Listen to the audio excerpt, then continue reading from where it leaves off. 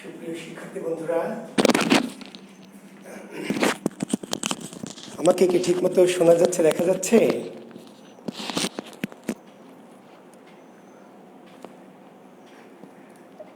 আমার ভয়েসটা কি ঠিক আছে শিক্ষার্থী বন্ধুরা? একটু কমেন্টস করো দেখি। শব্দটা ঠিকমতো শোনা যাচ্ছে কিনা বা স্পষ্ট আছে কিনা একটু আমাকে জানাও। জাকির বিসিএস স্পেশালের পক্ষ থেকে আমি জুয়েল কিবরিয়া স্যার তোমাদেরকে সবাইকে শুভেচ্ছা জানাচ্ছি, অভিনন্দন জানাচ্ছি এবং কৃতজ্ঞতা প্রকাশ করছি আমার এই ক্লাসে তোমরা উপস্থিত হয়েছ। আমি আবার বলছি যে আমি জুয়েল কিবরিয়া, সবাই আমাকে চেনে, অনেকেই চেনো তোমরা। আমি ২৭তম বিসিএস শিক্ষা ক্যাডারের একজন কর্মকর্তা। আমি শিক্ষকতা করতে ভালোবাসি, পাশাপাশি বিভিন্ন সাইটে বাংলা বিষয় নিয়ে একটু কথাবার্তা বলে থাকি, পরামর্শ দিয়ে থাকি। তো সেই ধারাবাহিকতাই আজকে আবার তোমাদের সামনে অনেক দিন পরে জাকির বিসিএস স্পেশাল, আমার একটা প্রিয় সাইট, এই পেজটিতে অনেক দিন পরে আবার হাজির হলাম। তো আশা করছি তোমরা সবাই ভালো আছো, সুস্থ আছো, সুন্দর আছো। দীর্ঘ 1 মাস সিয়াম সাধনার পরে, তাই না, পবিত্র ঈদ উল ফিতরের পরে আবার তোমরা আমাদের লেখাপড়ায় নিশ্চয়ই নিয়মিত হচ্ছ। তো আসলে দেশে যদিও একটি খুবই, শুধু দেশে নয় গোটা পৃথিবীতে একটি ক্রান্তিকাল চলছে, ক্রান্তিলগ্ন, ঠিক আছে, করোনা মহামারী। কিন্তু মহামারী যতই থাকুক না কেন, পৃথিবী থেমে থাকবে না, আমরাও থেমে থাকবো না, পরীক্ষাও কিন্তু থেমে থাকবে না, তাই না? হ্যাঁ, যথাসময় কিন্তু পরীক্ষা ঠিকই হবে। আর বর্তমান পিএসসির যিনি চেয়ারম্যান, আমাদের শিক্ষা মন্ত্রণালয়ের সাবেক সচিব মহোদয়, অত্যন্ত কর্মঠ এবং অত্যন্ত দক্ষ এবং অত্যন্ত যোগ্য একজন মানুষ, যিনি সকল বাধা বিপত্তিকে মানে পরোয়া না করেও কিন্তু এই পরীক্ষাগুলি কি করবেন, নির্দিষ্ট সময় নেবেন, এটি আমাদের বিশ্বাস।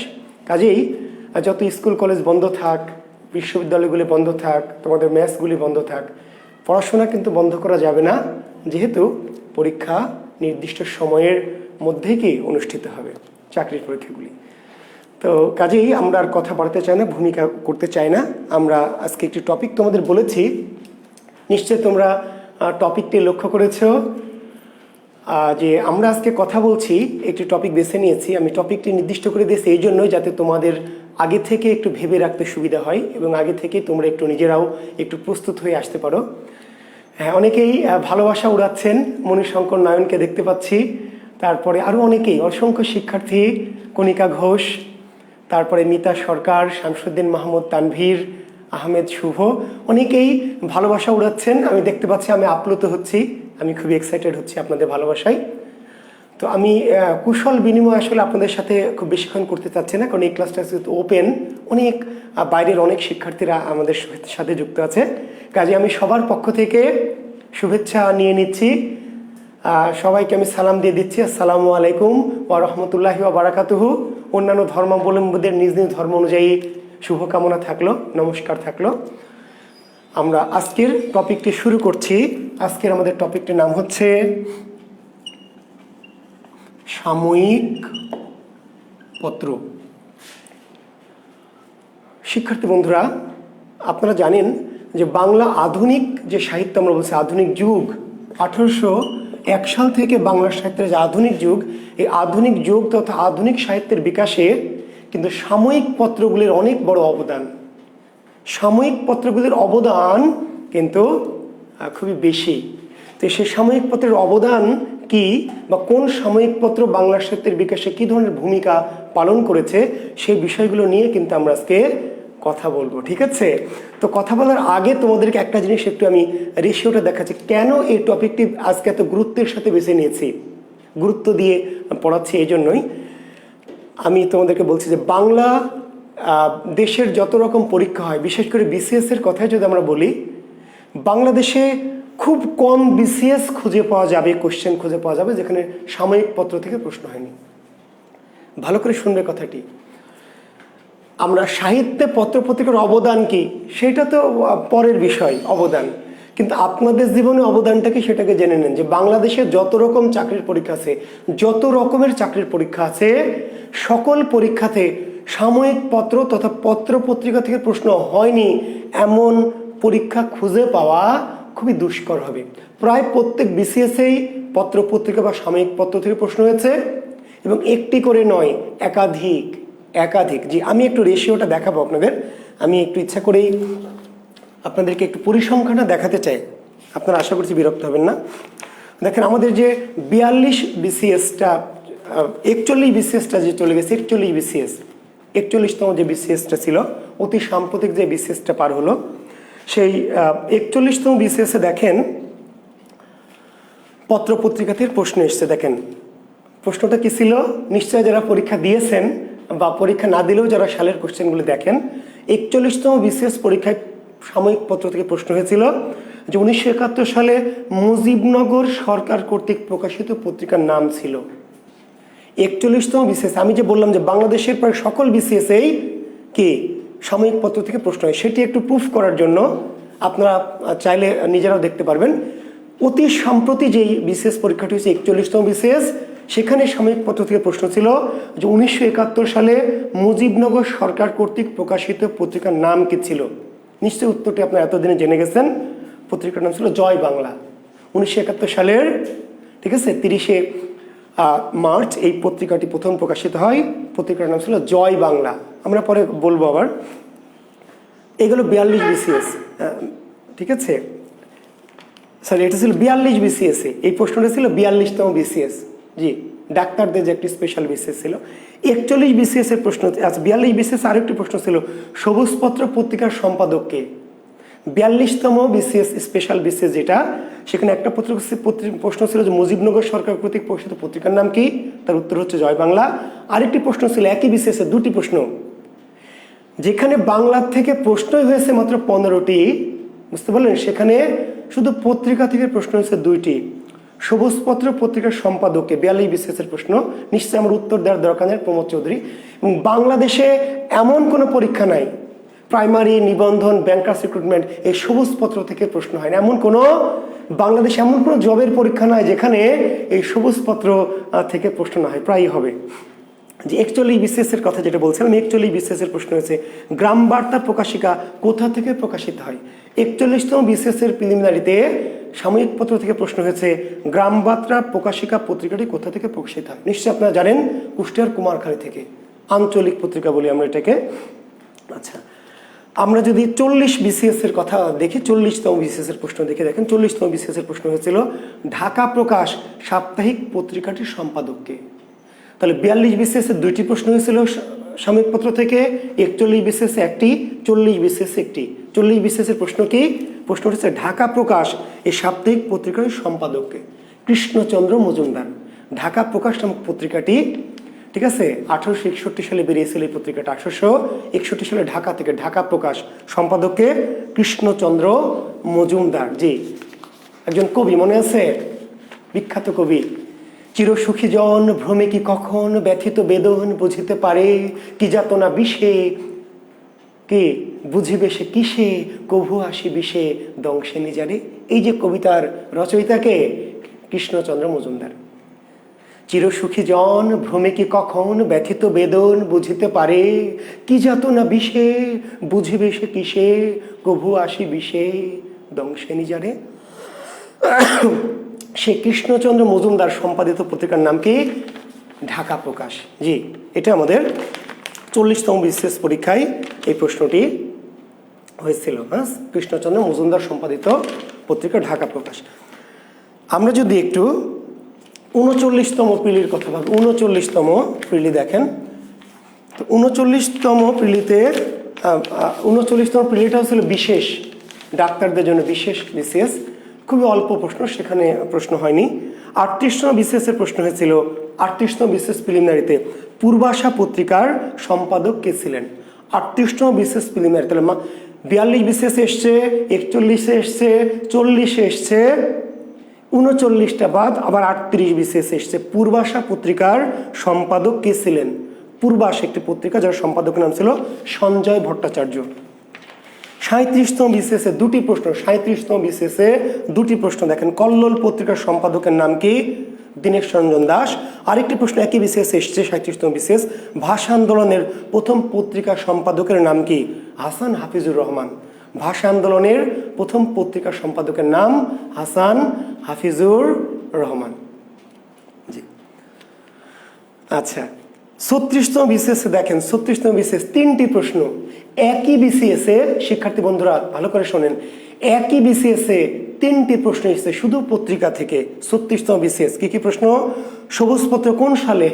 খুবই কমন, বারবার বলছি সবুজপত্র নিয়ে প্রশ্ন প্রায়। তাহলে সবুজপত্র 36তম বিসিএসে এই প্রশ্ন হয়েছে, সবুজপত্র কোন সালে প্রকাশিত হয়? 1914 সাল। আরেকটি প্রশ্ন হয়েছে 36 বিসিএসে, ইয়ং বেঙ্গল গোষ্ঠীর মুখপত্র কোন পত্রিকা? ইয়ং বেঙ্গল গোষ্ঠীর মুখপত্র রূপে কোন পত্রিকা? জি, জ্ঞান নেশন। দক্ষিণারঞ্জন মজুমদার সম্পাদিত জ্ঞান নেশন ইয়ং বেঙ্গল পত্রিকার কি? ইয়ং বেঙ্গলের প্রতিষ্ঠাতা ছিলেন ডিরোজিও। ইয়ং বেঙ্গলের প্রতিষ্ঠাতাকে ডিরোজিও, কিন্তু এই ইয়ং বেঙ্গল থেকে প্রকাশিত একটি পত্রিকা, মুখপত্র পত্রিকা বলে যার নাম জ্ঞান নেশন, সেটি সম্পাদক ছিলেন দক্ষিণারঞ্জন মজুমদার। একই 36 বিসিএস আরও একটি প্রশ্ন হয়েছে, হরিনাথ মজুমদার সম্পাদিত পত্রিকার নাম কি? হরিনাথ মজুমদার সম্পাদিত পত্রিকার নাম কি? গ্রাম বার্তা প্রকাশিকা। জি, 35 বিসিএস এর প্রশ্ন হয়েছে, 34 বিসিএস এর প্রশ্ন হয়েছে, 33 বিসিএস এর প্রশ্ন হয়েছে। অর্থাৎ আমি আসলে আপনাদের বোঝাতে চাইলাম যে সাময়িক পত্রের টপিকটি কেন এত ঢাকঢোল পিটিয়ে, কেন এত গুরুত্ব দিয়ে, কেন এত আপনাদের এত আয়োজন করে পড়াচ্ছি, যে এই যে সামনে 43 বিসিএস দিবেন, লিখে রাখেন আজকের তারিখ দিয়ে। 43 বিসিএস পরীক্ষা যারা দিবেন আজকের তারিখ দিয়ে লিখে রাখেন, আমার নাম লিখে, যে জুয়েল কিবরিয়া স্যার বলেছিল যে পত্রিকা থেকে, সাময়িক পত্র থেকে অবশ্যই প্রশ্ন হবে। যদি না আসে 43 বিসিএস পরীক্ষার পিলির পরে আমাকে ফোন দিবেন। জি, অবশ্যই ফোন দিবেন বকা দেওয়ার জন্য, যে স্যার আপনি একটা ভুয়া স্যার, আপনার কথায় কাজ হয় না। জি, তাহলে স্যার নাম্বার পাবো কই? লিখে নেন 01712337554। আমি আবার বলছি, 43তম বিসিএস প্রিলিমিনারি পরীক্ষা দিবেন, দেওয়ার পরে যদি এই সাময়িক পত্র থেকে কিংবা আজকের ক্লাসে যা যা বলবো সেখান থেকে যদি প্রশ্ন না আসে, তাহলে আমার এই নাম্বারে ফোন দিবেন বকা দেওয়ার জন্য, গালি দেওয়ার জন্য, যে স্যার আপনি একটা বেয়াদব স্যার, খালি ভুয়া মারেন, খালি ক্লাসে অযথা ফাউল পেশাল পারেন, আপনার কথার কোনো মূল্য নয়। আর যদি আমার কথা সঠিক হয় তাও ফোন দিবেন। জি, প্রশংসা করি যে স্যার আপনি খুবই ভালো, আপনার কথা শুনে খুবই কি কাজে লেগেছিল। জি, ধন্যবাদ। আচ্ছা, আমি লাস্ট কথা বলে শেষ করছি, ক্লাসে ঢুকবো। আমি যেই বছর ক্যাডার হয়েছি, আমি বিসিএস ক্যাডার হয়েছি 27তম বিসিএস। জি, 2006 সালের শেষের দিকে পরীক্ষা হয়েছে প্রিলিমিনারি, 2008 সালে আমি জয়েন করেছি। 27তম বিসিএস শিক্ষা ক্যাডার, আমার এখনো মনে আছে, পরীক্ষা দিয়েছিলাম। দেখেন 3টি প্রশ্ন হয়েছে একই বিসিএসে। ভাবেন যে একটা বিসিএস পরীক্ষাতে 3টি প্রশ্ন হয়েছে। 27তম বিসিএস প্রিলিমিনারি আমি যেই বছর ক্যাডার হয়েছে, কি কি প্রশ্ন হয়েছে দেখেন। একটা প্রশ্ন হয়েছে সাপ্তাহিক সুধাকর নামে একটি পত্রিকা, সুধাকর পত্রিকার সম্পাদককে? সুধাকর পত্রিকার সম্পাদক শেখ আব্দুর রহিম। আপনারা অনেকে জানেন যে শেখ আব্দুর রহিম সম্পাদিত পত্রিকার নাম কি? সুধাকর। জি, এই প্রশ্নটা 27তম বিসিএস আমি ক্যাডার হয়েছে যেই বছরে, সেই বছর এসেছে। আরেকটি প্রশ্ন হচ্ছে 27 বিসিএসে, মাসিক মোহাম্মদী পত্রিকা কোন সালে প্রকাশিত হয়? মাসিক মোহাম্মদী 1927। যদিও মোহাম্মদী আগে সাপ্তাহিক হিসাবে 1908 সালে, সাপ্তাহিক মোহাম্মদী 1908 সালে প্রকাশিত হয়েছিল। আর একটি মাসিক মোহাম্মদী মাওলানা আকরাম খাঁ, সম্পাদককে? মাসিক মোহাম্মদী, সাপ্তাহিক মোহাম্মদী সম্পাদককে? মাওলানা আকরাম খাঁ। তো এখানে প্রশ্ন হয়েছিল আমার 27 বিসিএসে যে মাসিক মোহাম্মদী কোন সালে? 1927 সালে প্রকাশিত হয়। আরও একটি প্রশ্ন একই বিসিএসে, 27 বিসিএসে, কোন পত্রিকাটি 1923 সালে প্রকাশিত হয়? কোন পত্রিকাটি 1923 সালে? পত্রিকাটির নাম ছিল কল্লোল। খুবই খুবই গুরুত্বপূর্ণ পত্রিকা কল্লোল। তাহলে দেখেন এক বিসিএসে 3টি প্রিলিমিনারি প্রশ্ন হয়েছে, 37 বিসিএসে, 27 বিসিএসে, তারপর 36 বিসিএসে। প্রত্যেক বছরে পত্রপত্রিকা থেকে 1টি, 2টি, 3টি প্রশ্ন আছেই। কাজেই এই টপিকটি অত্যন্ত মনোযোগ দিয়ে শুনবেন। এবং আমি শুধু এই কথাটি আপনাদেরকে বলছি যে আমি যেই আলোচনাটি করব আজকের ক্লাসে, বাংলাদেশের যে কোনো পরীক্ষায় এর বাইরে কোনো কোশ্চেন কি সাময়িক পত্র থেকে আসবে না ইনশাল্লাহ। জি, তো কাজেই বয়ান শেষ, জি, শানে নজরুল শেষ, এবার আমরা ডাইরেক্ট অ্যাকশন শুরু করব। জি, ধন্যবাদ। এখন সাময়িক পত্রে প্রবেশ করার আগে একটি কথা আপনাদেরকে বলে নিতে চাই যে সাময়িক পত্র আর আমরা এখন একটা পত্রিকা পড়ি, পত্রিকা ধরেন প্রথম আলো একটা পত্রিকা, যুগান্তর পত্রিকা, তাই না, দিনকাল পত্রিকা। এই পত্রিকার সাময়িক পত্রের মধ্যে পার্থক্য কি একটু জেনে রাখেন। জি, রিটেনের জন্য লাগবে, প্রিলিমিনারির জন্য লাগবে না, পাত্র রিটেন যারা পরীক্ষা দেবেন যে সাময়িক পত্র কি, সাময়িক পত্র বা সাময়িকী বা সাহিত্যিকী। সাময়িক পত্র মানে কি সাময়িকী বা সাহিত্যিকী। আর আছে একটা পত্রিকা, তাহলে প্রথম আলো সাময়িকী না বা সাহিত্যিকী না, প্রথম আলো পত্রিকা, যুগান্তর পত্রিকা, ডেইলি স্টার পত্রিকা, দিনকাল পত্রিকা, বুঝতে পারলেন, পত্রিকা, যে আমার দেশ পত্রিকা। আর সাময়িক পত্র পার্থক্য কি, প্রতিদিনের খবর, নিউজ। আজকে কোথায় কটা খুন হয়েছে, কে খুন করেছে, কোথায় কে ধর্ষণ হয়েছে, কোথায় জাহাজ ডুবি হয়েছে, কোথায় নৌকা ডুবি হয়েছে, কোথায় অ্যাক্সিডেন্ট হয়েছে, বুঝতে পারলেন, কে কি বললো আজকে, কে কোথায় বোমা মারলো। এই যে নিউজগুলি, প্রতিদিনের যে খবর, সেগুলি প্রকাশিত হয় পত্রিকায়। জি, পত্রিকায় প্রতিদিনের খবরগুলি, খবর, নিউজ, বুঝতে পারলেন। আজকে একটি শিশু ধর্ষণ হয়েছে চুয়াডাঙ্গার জীবননগরে, তাহলে এটি হচ্ছে নিউজ, নিউজ, খবর। আর সাময়িক পত্রে কি থাকবে, সাময়িক পত্রে থাকবে এই যে বাংলাদেশের ধর্ষণ প্রবণতা বাড়ছে কেন, কারণ কি, বিশ্লেষণ, আলোচনা। সাময়িক পত্রে কি থাকে, কোনো একটি বিষয় নিয়ে গবেষণালব্ধ আলোচনা, ঠিক আছে, সমালোচনা, তথ্য, উপাত্ত, তত্ত্ব। তাহলে পত্রিকায় থাকে কি কোনো একটা নিউজ, কোনো একটা খবর, কোনো একটা মেসেজ। আর সাময়িক পত্রে কি থাকে, ওই ঘটনাটি কেন ঘটছে, দুর্ঘটনা কেন বৃদ্ধি পাচ্ছে বাংলাদেশে, কারণ কি, হ্যাঁ, ফিলিস্তিনে যুদ্ধ বন্ধ হয়েছে, এটা হলো খবর, যুদ্ধ সাময়িক স্থগিত, কেন বন্ধ হলো, এর পিছনে রহস্য কি, আসলে ইসরায়েলিরা কোনো গোপন ষড়যন্ত্র আটছে কিনা, সামরিক শক্তি বৃদ্ধি করছে কিনা, হ্যাঁ, এতে লাভ ক্ষতি কার হলো, ইত্যাদি। এই যে বিভিন্ন বিষয়গুলো নিয়ে কি জ্ঞানগর্ভ আলোচনা, সেটির নাম হচ্ছে সাময়িক পত্র। এবং সাময়িক পত্রের আরেকটি বৈশিষ্ট্য হলো এটি প্রতিদিনে না, মাসে বা সপ্তাহে প্রকাশিত হয়। জি, সাপ্তাহিক, সাধারণত সাময়িক পত্র কি মাসিক বা সাপ্তাহিক, এমন আছে পাক্ষিক, পাক্ষিক 15 দিন পর পর, মাসিক হতে পারে, ত্রৈমাসিক, ষান্মাসিক, বাৎসরিক, দ্বিবার্ষিক, ত্রিবার্ষিক, পঞ্চবার্ষিক। বোঝা গেছে, অনেক বিখ্যাত বিখ্যাত গবেষণা পত্রিকা আছে, সাময়িক পত্র, যেগুলি 3 বছর 5 বছর পর পর প্রকাশিত হয়, বুঝতে পেরেছেন। তো সাময়িক পত্র জিনিসটা বুঝতে পেরেছেন, সাহিত্য, গল্প, উপন্যাস, নাটক, প্রবন্ধ, ভ্রমণ কাহিনী, অভিজ্ঞতা, অনুভূতি, স্মৃতিকথা, এগুলি প্রকাশিত হয় কোথায়, সাময়িক পত্রে। আর পত্রিকায় কি থাকে, নিউজ, নিউজ। কিন্তু পত্রিকাতেও সাময়িক পত্রের একটা অংশ থাকে, ওই যে সম্পাদকীয়, আমরা বলি না রিটেনের জন্য সম্পাদকীয় পড়বেন, কেন, যে বিশ্লেষণ ধর্মী লেখা, অর্থাৎ দৈনিক যে পত্রিকা, সেখানেও কিন্তু সাময়িক পত্রের একটা অংশ থাকে, কি দেখবেন, প্রবন্ধ, নিবন্ধ আছে, কিংবা বিশেষ করে শুক্রবার বা অন্য কোনো দিনকেই সাহিত্য প্রকাশিত হয়, গল্প, সেগুলো কিন্তু সাময়িক পত্রের অংশ। অর্থাৎ দৈনিক পত্রিকার মধ্যেও যে সম্পাদকীয় কিংবা প্রবন্ধ, নিবন্ধ ছাপা হয়, কিংবা কবিতা, গল্প, ছড়া ছাপা হয়, সেগুলো কিন্তু কি সাময়িক পত্রের একটা অংশ। জি, আর শুধুই যেখানে নিউজ না, খবর না, শুধুই যেখানে গল্প, কবিতা, উপন্যাস, প্রবন্ধ, গবেষণা এগুলো প্রকাশিত হয়, সেটি হচ্ছে সাময়িক পত্র। উপমহাদেশ তথা ভারতবর্ষের প্রথম সাময়িক পত্রের নাম বেঙ্গল গেজেট।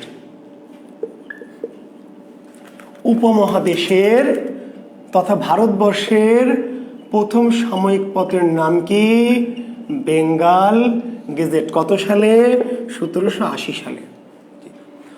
উপমহাদেশের তথা ভারতবর্ষের, উপমহাদেশের তথা ভারতবর্ষের প্রথম সাময়িক পত্রের নাম কে, বেঙ্গল গেজেট, বেঙ্গল গেজেট।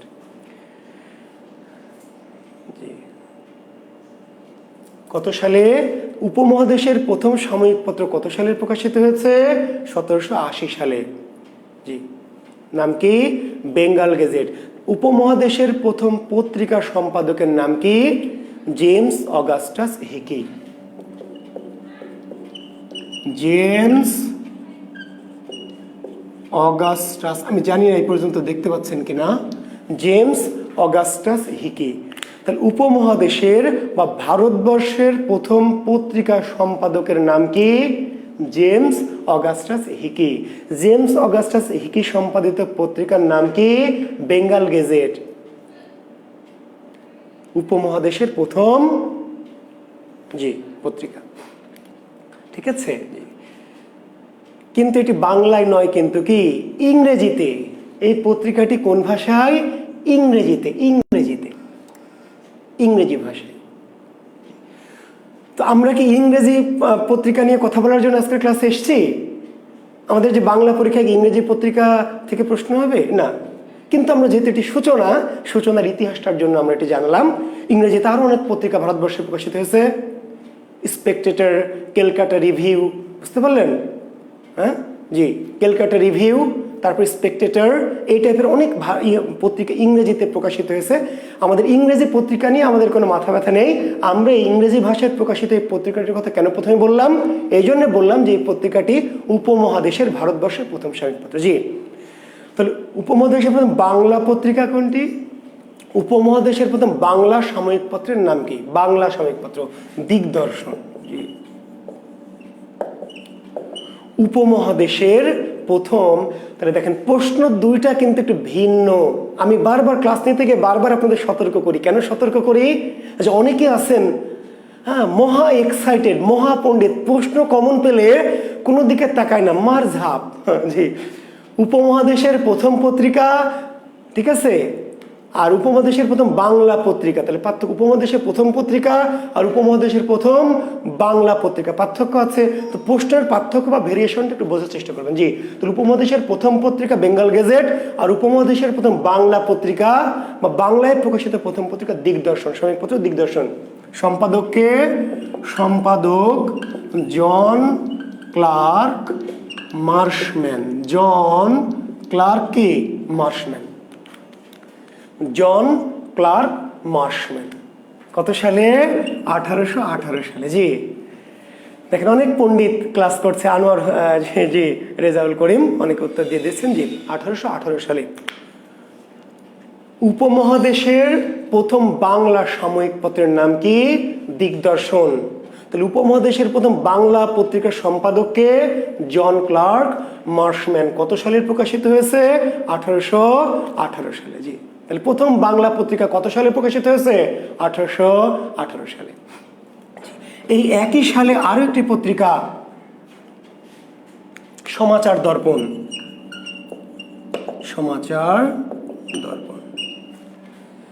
এই 1818 সালে আরেকটি পত্রিকা সমাচার দর্পণ। সমাচার দর্পণ, যেটির সম্পাদক জন ক্লার্ক মার্শম্যান।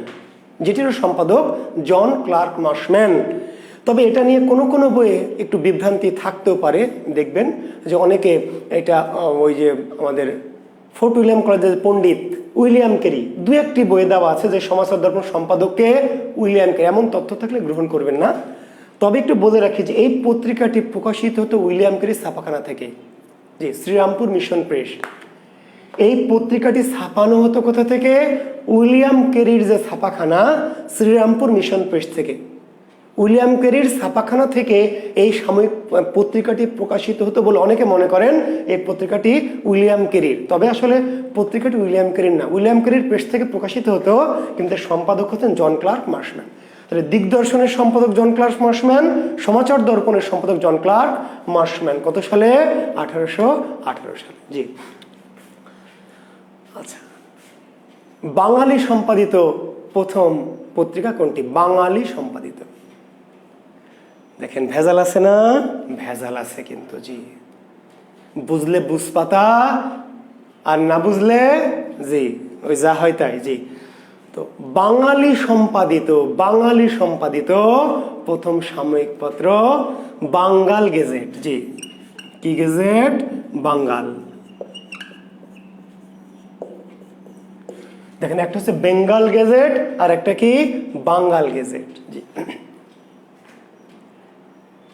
বাঙালি সম্পাদিত, বুঝতে পারলেন? বাঙালি সম্পাদিত।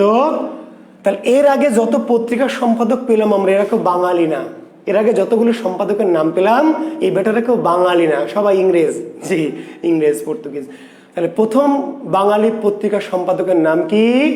গঙ্গা কিশোর ভট্টাচার্য। জি, গঙ্গা কিশোর ভট্টাচার্য। জি, তাহলে প্রথম বাঙালি পত্রিকা সম্পাদকের নাম গঙ্গা কিশোর ভট্টাচার্য। তাহলে বাঙালি সম্পাদিত প্রথম পত্রিকার নাম কি? বাঙ্গাল গেজেট। কত সালে? ওই একই সাল, 1818 সাল। জি, 1818 সাল, বাঙ্গাল গেজেট।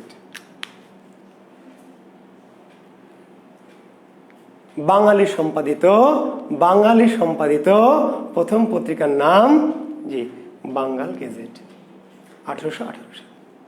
ঠিক আছে, এইভাবে আমাদের পত্র পত্রিকা বা সাময়িক পত্র শুরু হয়ে গেল। এরপরে জি, এরপরে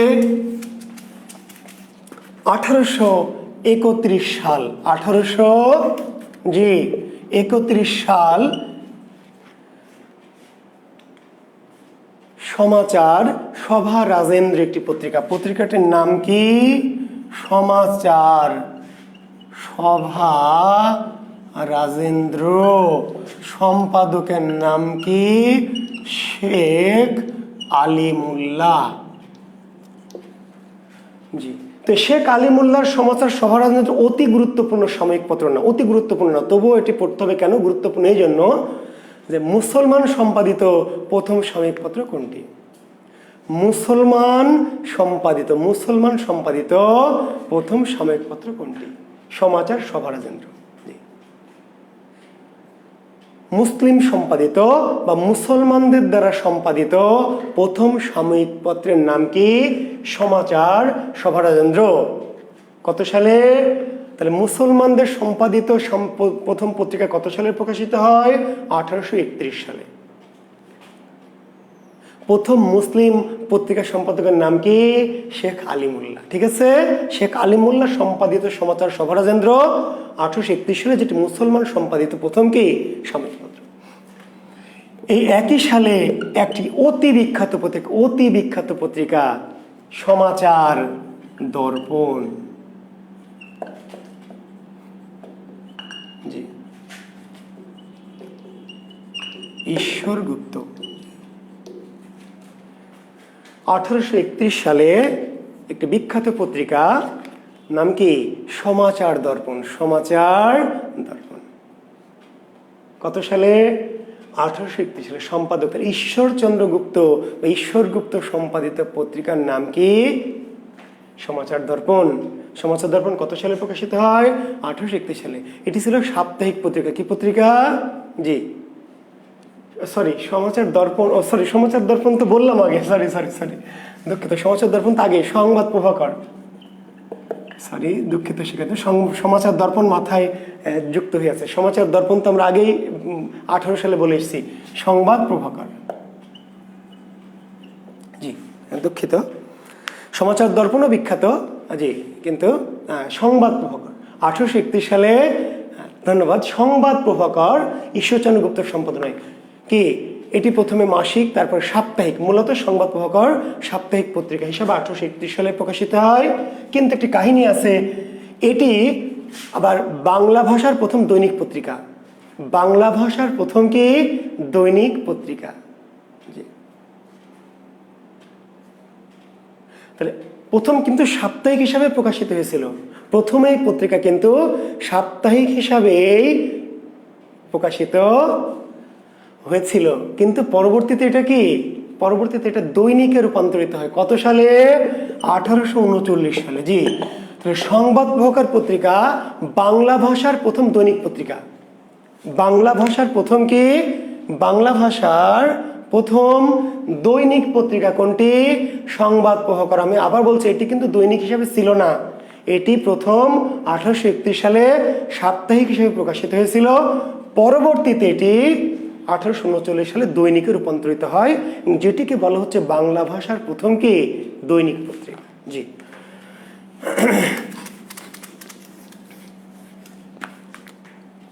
এরপরে 1843 সালে তত্ত্ববোধিনী পত্রিকাটার নাম কি? তত্ত্ববোধিনী। সম্পাদককে অক্ষয় কুমার দত্ত।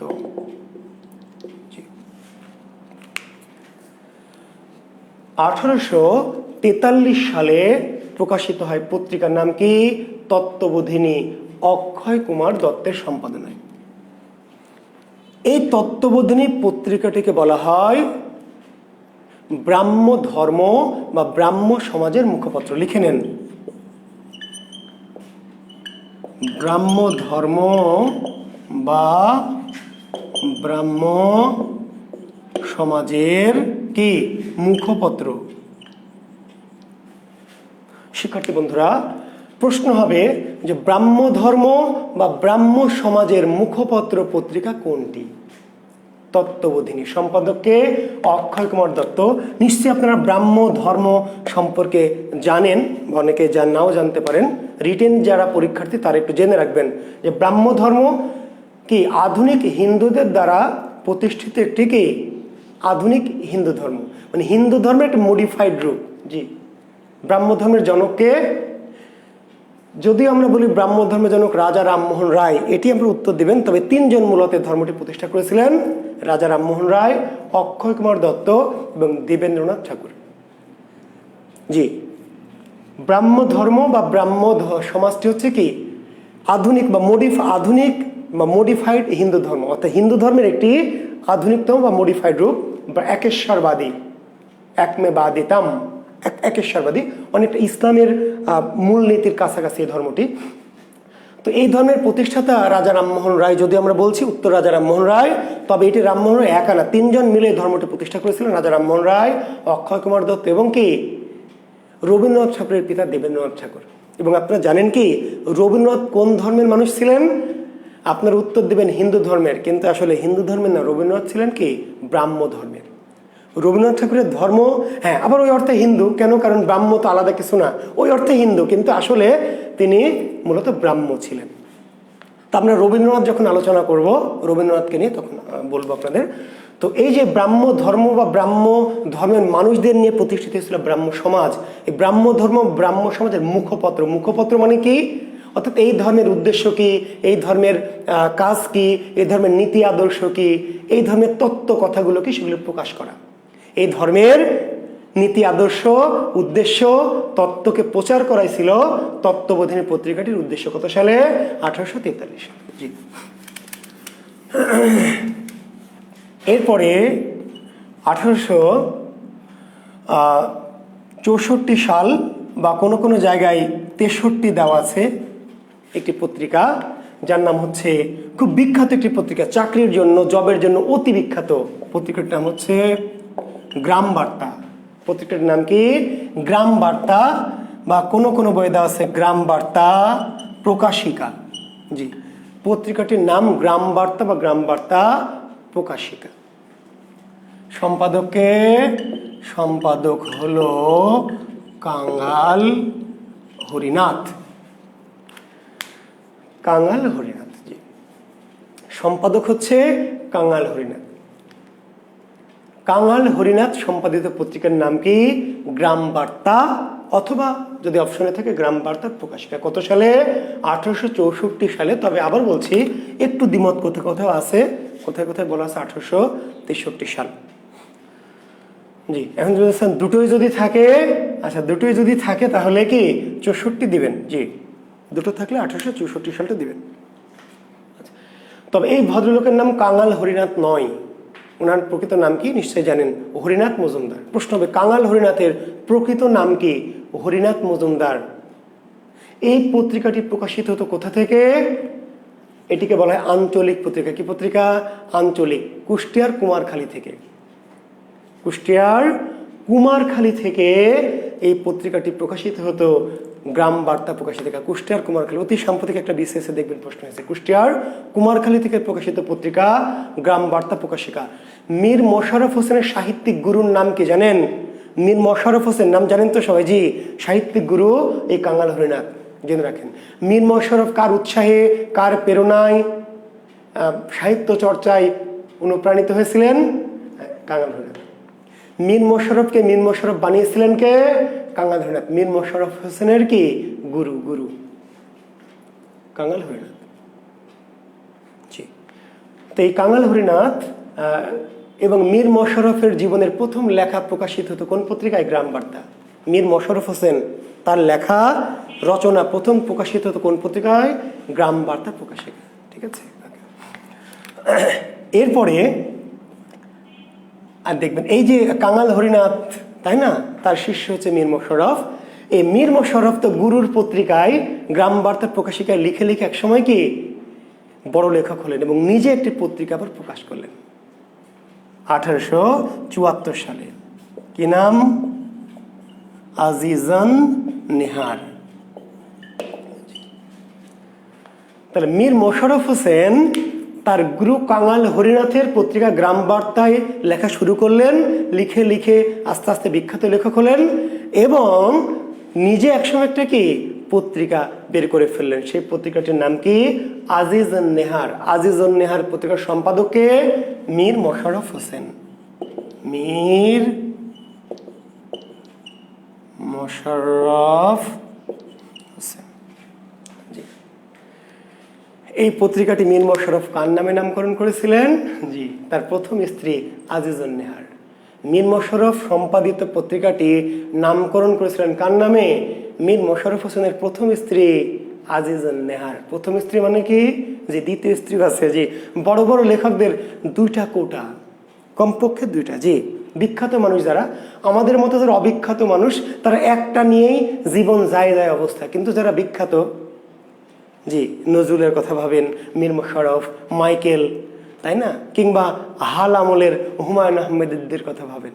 জি, বিখ্যাত মানুষ মানে অনেক বড় হৃদয়। তো বিখ্যাত যারা বড় মানুষ তাদের হৃদয় অনেক বড়, আকাশের মতো। যে কাজেই একাধিক জায়গা আছে আর কি। তো মীর মোশাররফ হোসেনের প্রথম স্ত্রীর নাম কি?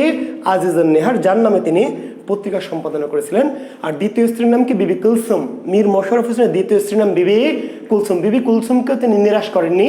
বিবি কুলসুমের নামে একটি গ্রন্থ লিখেছিলেন, আত্মজীবনীমূলক গ্রন্থ। সেই গ্রন্থটার নাম কি ছিল? যে বিবি কুলসুম বা আমার জীবনের জীবনী। মীর মোশাররফ তার দ্বিতীয় স্ত্রী বিবি কুলসুমকে কিন্তু হতাশ করেনি, তার নামে একটি গ্রন্থ লিখেছিলেন, আত্মজীবনীমূলক গ্রন্থ। গ্রন্থটির নাম কি? বিবি কুলসুম বা আমার জীবনের জীবনী, মাই লাইফস লাইফ।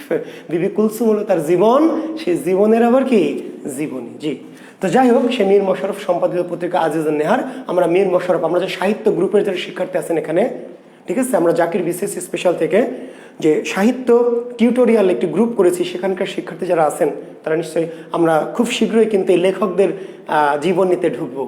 আমরা সাহিত্যের আধুনিক যুগে প্রবেশ করেছি। আধুনিক যুগের এই প্রকরণগুলি আমরা শুরু করেছিলাম, গদ্য, তারপর নাটক কিভাবে এলো, উপন্যাস কিভাবে এলো, এগুলো আমরা আলোচনা করছি, তাই না? তারপরে মহাকাব্য কিভাবে এলো, প্রহসন কিভাবে এলো, আজকে আমরা সাময়িক পত্র নিয়ে কথা বলছি। তারপরে আমরা কথা বলবো ছদ্মনাম, উপাধি, উপজীব্য বিষয়, এই নানান কিছু একটু বলে আমরা চলে যাব কি সাহিত্যিকদের জীবনীতে। খুবই মজা পাবেন এবং ক্লাস অবশ্যই মিস করবেন না। সাহিত্যিকদের জীবনে আমি এমনভাবে আলোচনা করব যে বাংলাদেশের কোনো পরীক্ষায় কোনো পরীক্ষক আপনাকে আটকাতে পারবে না। আমি যা বলবো তার বাইরে কোনো তথ্য কি নাই, পাবে কই, পরীক্ষাকে তো পাইতে হবে। জি, আচ্ছা, তো 1874 সালের আগে আরেকটি অতি বিখ্যাত পত্রিকা আছে। 1874 সালে আজিজন নেহার পত্রিকা, কিন্তু আজিজন নেহার পত্রিকার আগে কি একটা বিখ্যাত পত্রিকা আছে, বঙ্গদর্শন, 1872 সালে।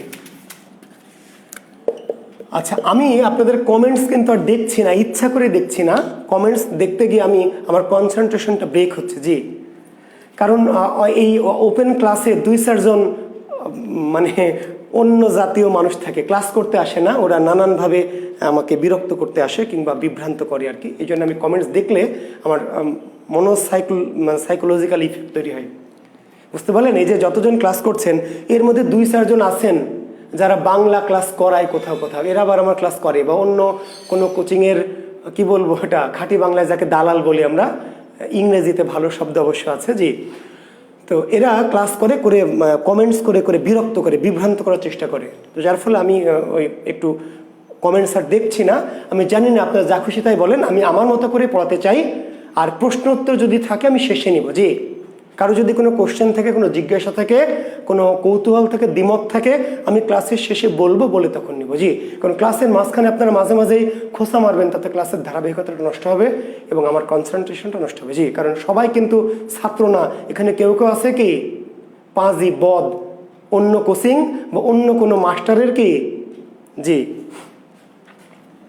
জি, কোনো কোচিং সেন্টারের, বুঝতেই পারছেন আমি শব্দটি উচ্চারণ করছি না। তো তারা চায় যে ক্লাসটি যাতে হ্যাম্পার্ড হয়, যাতে স্যার মানসিকভাবে একটু হয়ে যায়, যাতে পড়াতে না পারে। তো সেই জন্য আমি আর কমেন্টস দেখছি না, আপনারা দয়া করে কমেন্টস করবেন না, জি। ভালোবাসা চিহ্ন যত পারেন উড়ান, জি। আর যদি কোনো প্রশ্ন থাকে, কোনো জিজ্ঞাসা থাকে, কৌতূহল থাকে, আমি শেষে সময় দেবো, বলবো যে এবার আপনাদের প্রশ্ন করেন, তখন আমি শুধু প্রশ্ন উত্তরগুলোই নেব, জি। ধন্যবাদ।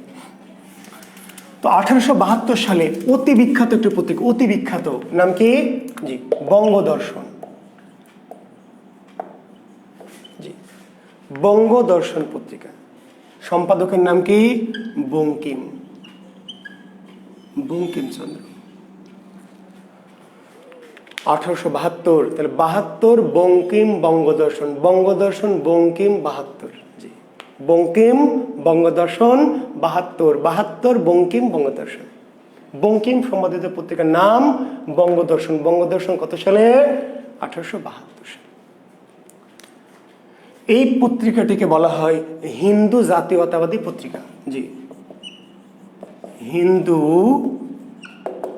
জাতীয়তাবাদী পত্রিকা। বঙ্গদর্শন পত্রিকাটিকে বলা হয় হিন্দু জাতীয়তাবাদী পত্রিকা, জি।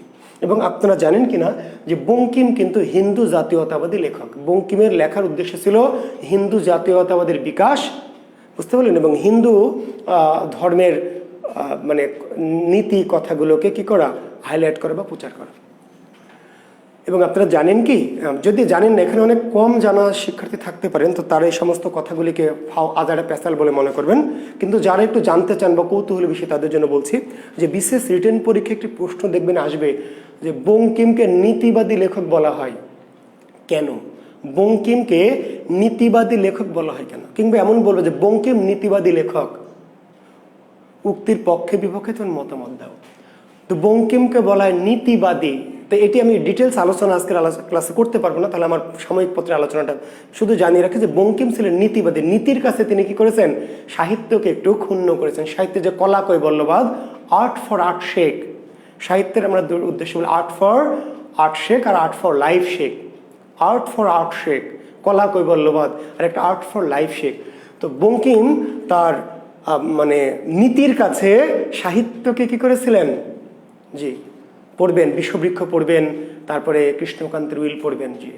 এই যে পরকীয়া প্রেম করলো, এই যে, তাই না, এটা একটা পাপ। বঙ্কিম বললেন এটা পাপ, আর পাপ করলে কি তার শাস্তি হবে। পাপ করলে কি, ওই যে ভ্রমর রোহিণী গোবিন্দলাল, কিংবা ওই যে, তাই না, কি পরকীয়া প্রেম, তো এটা কি ধর্ম অনুযায়ী ভালো না খারাপ, পাপ, মহাপাপ। কাজে পাপ করলে তার শাস্তি কি পেতে হবে, দেখবেন শাস্তি প্রত্যেককে কি করেছেন, বঙ্কিম তার উপন্যাসে শাস্তি দিয়েছেন। আর মানিক বন্দ্যোপাধ্যায় যখন পড়বেন পদ্মা নদীর মাঝি, মানিক বন্দ্যোপাধ্যায় দেখবেন মানিক বন্দ্যোপাধ্যায়ের পদ্মা নদীর মাঝিতে কুবের কপিলার সাথে প্রেম করছে, পরকীয়া প্রেম। কিন্তু মানিক বললেন যে এটা পাপ না। ঠিকই আছে, আমারে নিবা মাঝি লগে, কপিলা যখন বলছে, শেষে বলছে কপিলা আমারে নিবা মাঝি লগে, তখন কুবের কোনো উত্তর দিয়েছে, কুবের কিছু বলেনি, বলেছে কি মানিক বন্দ্যোপাধ্যায় বলেছে, চলুক কপিলা, একা অত দূর পথ কুবের পাড়ি দিতে পারবে না। এই কথাটা কিন্তু কুবেরের না, কার, লেখক মানিক বন্দ্যোপাধ্যায়, জি। কপিলা যখন জিজ্ঞেস করছে আমারে নিবা মাঝি লগে, কুবের কিন্তু কোনো উত্তর দেয়নি, বোকা কুবের, ঠিক আছে, সরল সে উত্তর দিচ্ছে লেখক। লেখক বলছেন চলুক কপিলা, একা অত দূর পথ কুবের পাড়ি দিতে পারে। তার মানিক বন্দ্যোপাধ্যায় এই পরকীয়াকে কিন্তু উৎসাহিত করছে, বলছে ব্যাপার না, জীবনে এমন ঘটতেই পারে, যাক না একটু ঘুরে আসুক না, কি এমন ক্ষতি। আর বঙ্কিম কি করলেন যে প্রেম করার অপরাধে, পরকীয়া করার অপরাধে, যেহেতু এটা পাপ নীতি বা ধর্ম অনুযায়ী, কাজে শেষে গিয়ে তাদের প্রত্যেককে নায়ক নায়িকাকে কি করছেন, শাস্তি দিয়েছেন। নায়ককে তো নায়িকাদেরকে, যে পাপকার মেয়েটির। তো তিনি ছিলেন হিন্দু জাতীয়তাবাদী লেখক। তো বঙ্গদর্শন পত্রিকাটিকে হিন্দু জাতীয়তাবাদী পত্রিকা বলা হয়। হিন্দু জাতীয়তাবাদের বিকাশ ঘটানো, হিন্দু যে ইথিক্স বা যে তাদের যে তত্ত্বগুলিকে বিকাশ ঘটানো ছিল পত্রিকার উদ্দেশ্য। তবে এটির গুরুত্ব আরেকটু অন্য কারণে। আমাদের যে জাতীয় সঙ্গীত, আমার সোনার বাংলা, আই লাভ ইউ, হ্যাঁ তাই না, আমি তোমায় ভালোবাসি, এটি প্রথম প্রকাশিত হয়েছিল কোন পত্রিকায়? বঙ্গদর্শন। বুঝতে পারলেন? তাহলে বাংলাদেশের জাতীয় সঙ্গীত প্রথম প্রকাশিত হয়েছিল, জি, কবিতার মতো করে, কবিতা আকারে প্রকাশিত হয়েছিল বঙ্গদর্শন পত্রিকায়। পরবর্তীতে এটি সুরারোপ করা হয়। আচ্ছা, 1877 সালে একটি পত্রিকা, নাম হলো ভারতী। কি পত্রিকা? ভারতী। সম্পাদককে দ্বিজেন্দ্রনাথ ঠাকুর, জি। 1877 সালে একটি বিখ্যাত পত্রিকা,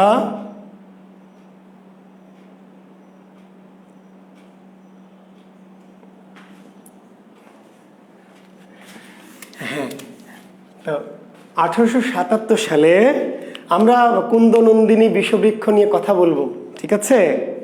হ্যাঁ, তোমরা যারা কমেন্ট করছো, আমরা যখন লেখক ধরে ধরে পড়াবো, বঙ্কিম পড়াবো, মানিক পড়াবো, রবীন্দ্রনাথ পড়াবো, ঠিক আছে? তো এই লেখকগুলি যখন বড় বড় লেখকদের পড়াবো, শরৎচন্দ্র, তখন এই লেখকদের বিখ্যাত উপন্যাসগুলি, চরিত্র, এগুলি আমরা পড়াবো ইনশাল্লাহ। তো যারা আমাদের সাহিত্য গ্রুপে আসো তারা নিশ্চয়ই ক্লাসগুলি তো ধারাবাহিকভাবে পাবেই। আর আপনারা যারা এখানে শিক্ষার্থী আছেন, যারা সাহিত্য ক্লাস করতে চান কিন্তু এখনও আমাদের ভর্তি হননি, আমাদের একটি কোর্স চলছে জাকির বিসিএসে, দেখবেন নোটিশ দেওয়া আছে, জি, বাংলা সাহিত্য টিউটোরিয়াল গ্রুপ। আপনারা চাইলে 500 টাকা রেজিস্ট্রেশন ফি দিয়ে আমাদের গ্রুপে এখনও ভর্তি হতে পারবেন, এবং আমাদের যে ক্লাসগুলি হয়ে গেছে সেগুলি আমাদের ওই গ্রুপে ভিডিও আকারে সেভ আছে, আপনারা চাইলে দেখে নিতে পারবেন। আর প্রতি শনি সোম বুধ রাত 9:30টায় আমাদের প্রতিনিয়ত ক্লাস হয়, প্রতি সপ্তাহে শনি সোম বুধ রাত 9:30টায় করি। আপনারা চাইলে এখনও যদি কেউ আগ্রহী থাকেন বা কেউ ভর্তি হতে চান বা আমার সাহিত্য ক্লাস ভালো লাগে করতে চান, তাহলে আপনারা আমাদের এই জাকির বিসিএসের নোটিশ দেখে আমাদের এই গ্রুপের সাথে যুক্ত হয়ে যাবেন। ঠিক আছে, জাকির বিসিএসের সাথে যুক্ত থাকবেন। জাকির বিসিএস প্রতিনিয়ত বিসিএস সংক্রান্ত নানান বিষয়গুলো নিয়ে পড়াশোনা করাচ্ছে। জাকির বিসিএস বর্তমান বাংলাদেশের অত্যন্ত গুরুত্বপূর্ণ একটি জব সাইট, ঠিক আছে? আর পাশাপাশি আমার ছোটখাটো ক্লাসের জন্য বিশেষ করে কনফিউজিং টাইপের যে সাহিত্য বা ব্যাকরণের কনফিউশন কেমন, যেমন ধরেন বিশ্বাসহীন নায়ককে, এজিদ না ইমাম হোসেন, ঠিক আছে, এই টাইপের বিভিন্ন আলোচনা আমার একটি ইউটিউব চ্যানেল আছে, জুয়েল কিবরিয়া শিক্ষা সাহিত্য সংস্কৃতি। সম্ভব হলে আপনারা একটু, জি, যারা হয়তো সরাসরি ভর্তি হয়ে ক্লাস করতে চান না এই ধারাবাহিকভাবে, কিন্তু কিছু কিছু সমস্যায় পড়েন, মাঝে মাঝে কনফিউশনে পড়েন সাহিত্যের বিভিন্ন উত্তর নিয়ে, তারা আমার এই জুয়েল কিবরিয়া বাংলায় লিখবেন শিক্ষা সাহিত্য সংস্কৃতি,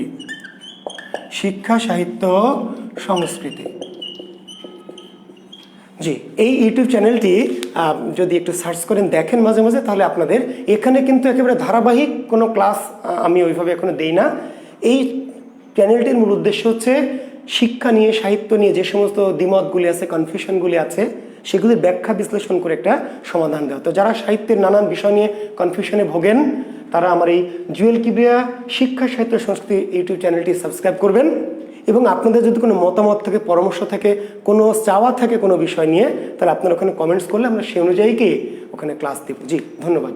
আর যারা ধারাবাহিকভাবে সকল ক্লাস করতে চান, তারা অবশ্যই জাকির বিসিএস স্পেশালের মধ্যে দিয়ে আমাদের এই গ্রুপটিতে যুক্ত হবেন। ধন্যবাদ। জি, তো বিজ্ঞাপন বিরতির পরে আমরা আবার কি ক্লাসে ফিরে আসছি। আশা করছি আপনারা আমাকে ছেড়ে যাননি।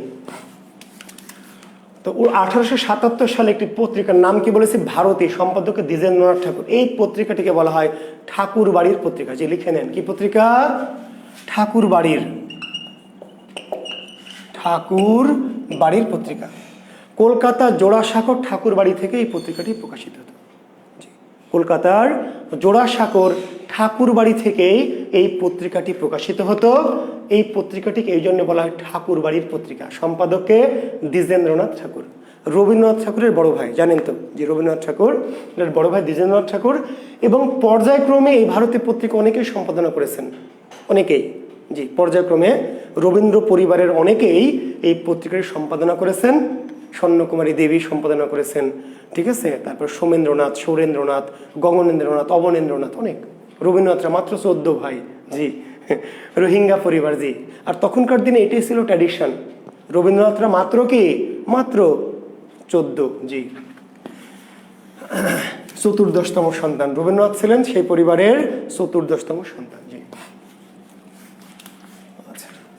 এরপরে 1891 সালে, জি 1891 সালে একটি বিখ্যাত পত্রিকা, নাম হচ্ছে সাধনা, আচ্ছা আর হিতবাদীটা একটু বলে নিই।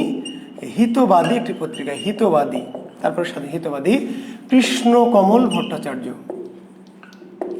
কৃষ্ণকমল ভট্টাচার্য, জি। 1891 সালে একটি পত্রিকা, হিতবাদী পত্রিকা, সম্পাদকের নাম কি, কৃষ্ণকমল ভট্টাচার্য। এই পত্রিকাটির সম্পাদক কৃষ্ণকমল ভট্টাচার্য, কিন্তু এই পত্রিকাটির সাহিত্য সম্পাদক ছিলেন রবীন্দ্রনাথ ঠাকুর। সাহিত্য সম্পাদক, জি, সাহিত্য সম্পাদক বোঝেন তো, একজন হচ্ছে মূল সম্পাদক, পুরো পত্রিকাটির সম্পাদক, আর সাহিত্য অংশটির সম্পাদক। যেমন ধরেন প্রথম আলো সম্পাদক মতিউর রহমান, জনাব মতিউর রহমান, কিন্তু এই পত্রিকার সাহিত্য পাতা আছে বা খেলাধুলা পাতা আছে, বিনোদন পাতা আছে, সেগুলির সম্পাদক আবার আলাদা আলাদা ব্যক্তি। ঠিক তেমনি হিতবাদী পত্রিকাটির সম্পাদক ছিলেন কৃষ্ণকমল ভট্টাচার্য, কিন্তু এই পত্রিকাটির সাহিত্য সম্পাদক, রবীন্দ্রনাথ কোন পত্রিকার সাহিত্য সম্পাদক ছিলেন, রবীন্দ্রনাথ কোন পত্রিকার সাহিত্য সম্পাদক ছিলেন, হিতবাদী পত্রিকা, ঠিক আছে। কিন্তু হিতবাদী পত্রিকার সম্পাদককে তখন আবার রবীন্দ্রনাথ ঠাকুর দিয়ে না, তখন দেবেন কৃষ্ণকমল ভট্টাচার্য। আর রবীন্দ্রনাথ ঠাকুর কোন পত্রিকার সম্পাদক ছিলেন, ডাইরেক্ট সম্পাদক রবীন্দ্রনাথ, কোন পত্রিকার, সাধনা পত্রিকা, জি। রবীন্দ্রনাথ সম্পাদিত পত্রিকার নাম কি, সাধনা। কত সালে, একই সালে, 1891। তবে আছে, তবে এই পত্রিকাটি প্রথম সম্পাদনা করেছে সুধীন্দ্রনাথ ঠাকুর। সুধীন্দ্রনাথ দত্ত কিন্তু না, সুধীন্দ্রনাথ দত্ত কিন্তু আবার আলাদা, ত্রিশোত্তর কবি সুধীন্দ্রনাথ দত্ত। আর রবীন্দ্রনাথের ভাস্তা, বড় ভাই দ্বিজেন্দ্রনাথ ঠাকুরের সন্তান সুধীন্দ্রনাথ ঠাকুর। সাধনা পত্রিকার আসলে মূল সম্পাদক, প্রথম সম্পাদক সুধীন্দ্রনাথ ঠাকুর, এটি উত্তর। তবে এক পর্যায়ে এসে পত্রিকাটির সম্পাদনার দায়িত্ব নিলেন কে, রবীন্দ্রনাথ ঠাকুর। তো কাজে রবীন্দ্রনাথ সম্পাদিত পত্রিকা কোনটি, সাধনা বলা যাবে, কিন্তু উত্তরটা ভুল হবে না। তবে সাধনা পত্রিকার সম্পাদককে যদি থাকে, সুধীন্দ্রনাথ থাকলে সুধীন্দ্রনাথ উত্তর দিতে হবে। কেন, যিনি প্রথম সম্পাদক তাকে আমরা সম্পাদক বলি। আবার বলছি, ওই যে কনফিউশন, আপনি বিপদে পড়বেন, কনফিউজড হবেন, কোথাও দেশে রবীন্দ্রনাথ, কোথাও দেশে সুধীন্দ্রনাথ। আমি আবার বলছি, সাধনা পত্রিকার সম্পাদককে সুধীন্দ্রনাথ ঠাকুর থাকলে সুধীন্দ্রনাথই দিতে হবে, কারণ প্রথম যিনি সম্পাদনা করেন, যেমন ভারতী পত্রিকা দ্বিজেন্দ্রনাথ ঠাকুর সম্পাদনা করেছেন, সোমেন্দ্রনাথ ঠাকুর, সৌরেন্দ্রনাথ ঠাকুর, অবনীন্দ্রনাথ ঠাকুর, গগনেন্দ্রনাথ ঠাকুর, অনেকেই সম্পাদনা করেছে, স্বর্ণকুমারী দেবী। কিন্তু ভারতী পত্রিকার সম্পাদককে বললে কি বলবেন স্বর্ণকুমারী দেবী, না, প্রথম যিনি সম্পাদক তার নামে নামকরণ করতে হবে, ঠিক আছে। কাজে সাধনা পত্রিকার সম্পাদককে সুধীন্দ্রনাথ ঠাকুর। কিন্তু এই সুধীন্দ্রনাথ যদি না থাকে তাহলে রবীন্দ্রনাথ ঠাকুর দেওয়া যাবে, কেন, কারণ একটা পর্যায়ে এসে, পরবর্তীতে এসে রবীন্দ্রনাথ ঠাকুর এটি সম্পাদনা করলেন। আবার যদি প্রশ্নটা এভাবে করে, রবীন্দ্রনাথ ঠাকুর সম্পাদিত পত্রিকা কোনটি, রবীন্দ্রনাথ ঠাকুর সম্পাদিত পত্রিকা কোনটি, তাহলে অবশ্যই সাধনা দেওয়া যাবে, কারণ রবীন্দ্রনাথ এই পত্রিকাটিকে সম্পাদনা করেছিলেন, প্রথম সম্পাদক না, কিন্তু সম্পাদনা করেছিলেন, জি। ধন্যবাদ।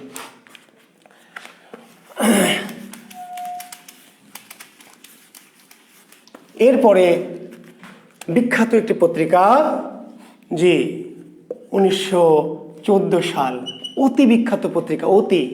আমি প্রথমে একটু অতি বিখ্যাত পত্রিকাগুলো নিয়ে কথা বলছি, তারপর আরো কিছু পত্রিকা নিয়ে কথা বলবো। 1914 সালে এতই বিখ্যাত, আমি প্রথমে শুরু করেছিলাম, মনে আছে, যে বাংলাদেশে শুধু বিসিএস নয়, বিসিএস, ব্যাংকার্স রিক্রুটমেন্ট, নিবন্ধন, প্রাইমারি, তারপরে বন, তারপর রেলওয়ে, তারপরে ডাক, তারপরে যত রকম পরীক্ষা, কারা নিয়োগ আছে, অবশ্যই এই পত্রিকাটি থেকে প্রশ্ন হয়। 1914 সালে পত্রিকাটির নাম কি, সবুজ পত্র। সম্পাদকের নাম কি আমার বলা লাগবে, জি আপনারাই জানেন, প্রমথ চৌধুরী।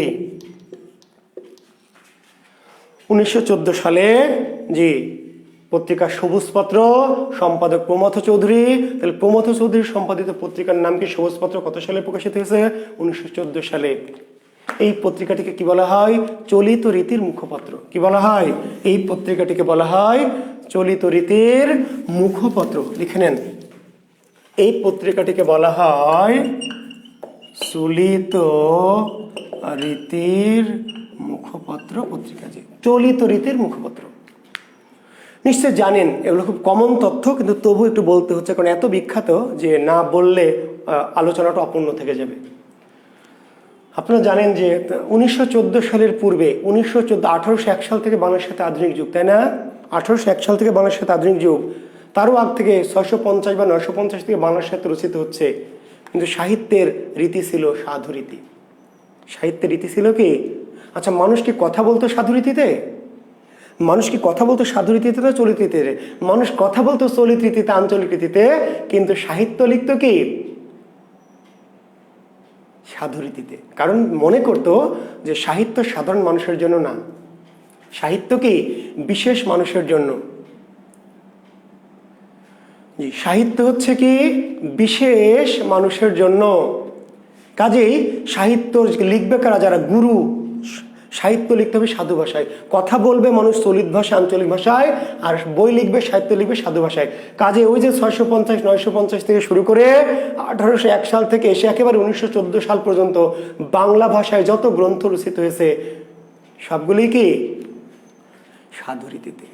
প্রমোদ চৌধুরী প্রথমে এসে বললেন যে ভাষা মানুষের মুখ হতে কলমের মুখে আসে, মানুষের মুখ থেকে কলমের মুখে আসে, কলমের মুখ থেকে মানুষের মুখে না। উল্টোটা করতে গেলে শুধু মুখে কালি পড়ে। দেখেন কত গুরুত্বপূর্ণ কথা। ভাষা মানুষের মুখ থেকে কলমের মুখে, মানুষের মুখ থেকে, তাহলে মানুষের মুখের ভাষাটা তো কলমের মুখে যাবে। মানে কলমের মুখ থেকে যদি মানুষের মুখে আনেন, প্রমোদ চৌধুরী বলছে ভাষা মানুষের মুখ হতে কলমের মুখে যায়, কলমের মুখ থেকে মানুষের মুখে আসে না। উল্টা করতে গেলে মুখে শুধু কালি পড়ে। তো বাংলার সাথে চলিত রীতি চালু করা হয় কোন পত্রিকার মধ্য দিয়ে? সবুজপত্র পত্রিকার মধ্যে দিয়ে। চলিত রীতি কত সালে চালু হয়? 1914 সালে। চলিত রীতির জনককে, প্রবর্তককে? প্রমথ চৌধুরী। আর এই সবুজপত্রের মধ্য দিয়ে আরো একটি রীতি চালু হয়, যার নাম বীরবলি রীতি। জি, জেনে রাখেন, বীরবলি রীতি। প্রমথ চৌধুরীর ছদ্মনাম ছিল বীরবল, জানেন তো? প্রমথ চৌধুরীর ছদ্মনাম ছিল কি?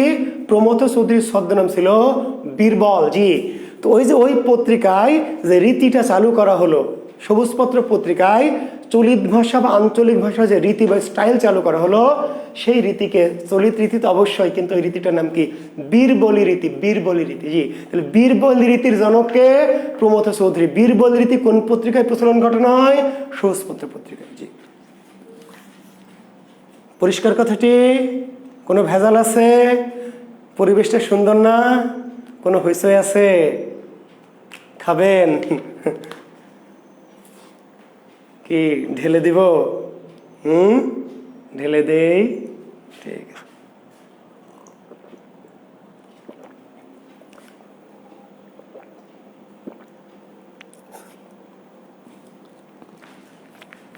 আচ্ছা, জি, আচ্ছা, তাহলে এরপরে 1918 সালে, জি 1918 সালে একটি বিখ্যাত পত্রিকা লিখলেন, সওগাত। মোহাম্মদ নাসির উদ্দিন।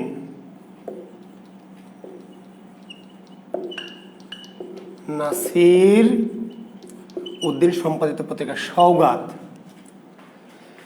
1918 সালে সওগাত পত্রিকা। সওগাত 1918 সালে সওগাত পত্রিকা, খুব বিখ্যাত একটি পত্রিকা। কি নাম? সওগাত। মোহাম্মদ নাসির উদ্দিন সম্পাদিত পত্রিকা সওগাত। জি, এটি মাসিক পত্রিকা। কি পত্রিকা? মাসিক সওগাত। মাসিক সওগাত। কিন্তু এই পত্রিকাটি আবার 1928 সালে এসে কি সাপ্তাহিকে রূপান্তরিত হলো। সাপ্তাহিক পত্রিকা। হ্যাঁ, এমদাদুল হক। বীরবলি রীতি কি ভাই? বীরবলি রীতি হচ্ছে প্রমোদ চৌধুরী যে রীতিতে লেখালেখি করতেন, প্রমোদ চৌধুরী যেই স্টাইলে বা যেই রীতিতে লেখালেখি করতেন, সেই রীতি বা ঢংটা, স্টাইলটার নাম হচ্ছে বীরবলি রীতি। অর্থাৎ কিছুটা ব্যঙ্গাত্মক, কিছুটা সরস, কিছুটা উইট অ্যান্ড হিউমার। বুঝলেন? জি, বীরবলি রীতি কি? জি, আইরিন সিদ্দিকা। যে বলছি শোনেন, প্রমথ চৌধুরী যেই রীতিতে লেখালেখি করতেন, প্রবন্ধ লিখতেন যেই রীতিতে, সেই রীতিটার নাম বীরবল রীতি। আসলে বীরবল, প্রমথ চৌধুরীর নাম কি বীরবল, প্রমথ চৌধুরীর নাম কি বীরবল, আর বীরবলের রীতির নাম কি বীরবলী রীতি। রীতিটা কেমন? রীতিটা হচ্ছে সূক্ষ্ম ব্যঙ্গ বিদ্রুপ। বীরবলী রীতিতে কি সূক্ষ্ম ব্যঙ্গ বিদ্রুপ, সূক্ষ্ম ব্যঙ্গ বিদ্রুপের মধ্য দিয়ে, বাক বৈদগ্ধ্যের মধ্য দিয়ে, উইট অ্যান্ড হিউমারের মধ্য দিয়ে তিনি কি করেছেন? কোনো বিষয়কে উপস্থাপন করেছেন ব্যঙ্গাত্মকভাবে, আবার কখনো সূক্ষ্ম খোঁচা দিয়েছেন, কখনো কৌতুক করেছেন, কখনো যুক্তি তর্কের মধ্য দিয়ে তার বক্তব্যকে উপস্থাপন করেছেন। এই ঢংটিকে বীরবল, অর্থাৎ প্রমথ চৌধুরীর যে ছদ্মনাম বীরবল, সে বীরবল যে রীতিতে লেখালেখি করেছেন সেই রীতি বা ঢংটির নাম হচ্ছে বীরবলী রীতি। জি, বুঝতে পেরেছেন? বীরবলী রীতির বৈশিষ্ট্য কি? বীরবলী রীতির বৈশিষ্ট্য হাস্যরস এবং তার সাথে সূক্ষ্ম কৌতুক, আবার তার সাথে কি কষাঘাত, বুঝেন? একই সাথে মজা আবার পিন বোঝেন? জি, তো মানে আনন্দ দেয় আবার মাঝে মাঝে খোঁচা মারে, আনন্দ দেয় আবার মাঝে মাঝে কি খোঁচা মারে। এটার নাম হচ্ছে বীরবলী ঢং, উইট, স্যাটায়ার। তো সওগাত কি? প্রথম হচ্ছে মাসিক সওগাত। মাসিক সওগাত কত সালে? 1918 সালে, সম্পাদক মোহাম্মদ নাসিরউদ্দিন। এই পত্রিকাটি পরবর্তীতে কি সাপ্তাহিকে রূপান্তরিত হয়, সাপ্তাহিকে 1928 সালে। তার সাপ্তাহিক সওগাত কত সালে? জি, 1928 সালে। আর মাসিক সওগাত 1918 সালে, সম্পাদককে মোহাম্মদ নাসিরউদ্দিন।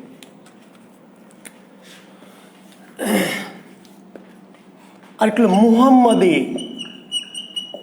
মুহাম্মদী পত্রিকা, মৌলানা আকরাম খাঁ, সম্পাদককে মৌলানা আকরাম খাঁ।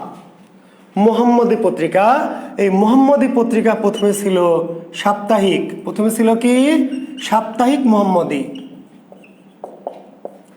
কত সালে? 1908 সালে, সাপ্তাহিক মুহাম্মদী 1908 সালে। পরবর্তীতে আবার 1927 সালে এটাকে মাসিকে রূপান্তরিত হলো।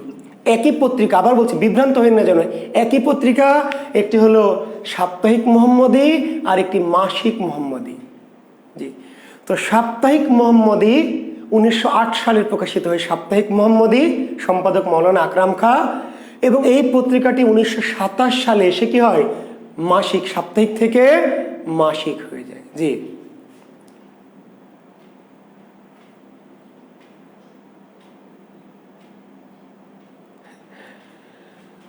আচ্ছা, বুঝতে পেরেছেন? জি, তাহলে সওগাত পত্রিকা মোহাম্মদ নাসিরউদ্দিনের সাপ্তাহিক, মাসিক মুহাম্মদী, মাসিক সওগাত, সাপ্তাহিক সওগাত। আবার মৌলানা আকরাম খান মুহাম্মদী, একটা সাপ্তাহিক মুহাম্মদী আর একটি মাসিক মুহাম্মদী। জি, এরপর আরো একটি অতি বিখ্যাত পত্রিকা, অতি বিখ্যাত, 1920 সাল, নজরুল সম্পাদিত পত্রিকা ধূমকেতু। পত্রিকাটির নাম কি? ধূমকেতু। 1920 সালে ধূমকেতু পত্রিকা।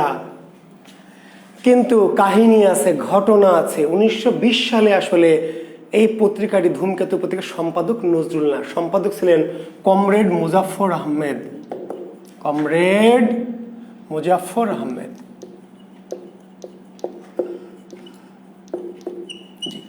1920 সালে যে ধূমকেতু পত্রিকা, ঠিক আছে, 1920 সালে যে ধূমকেতু পত্রিকা, এই পত্রিকাটি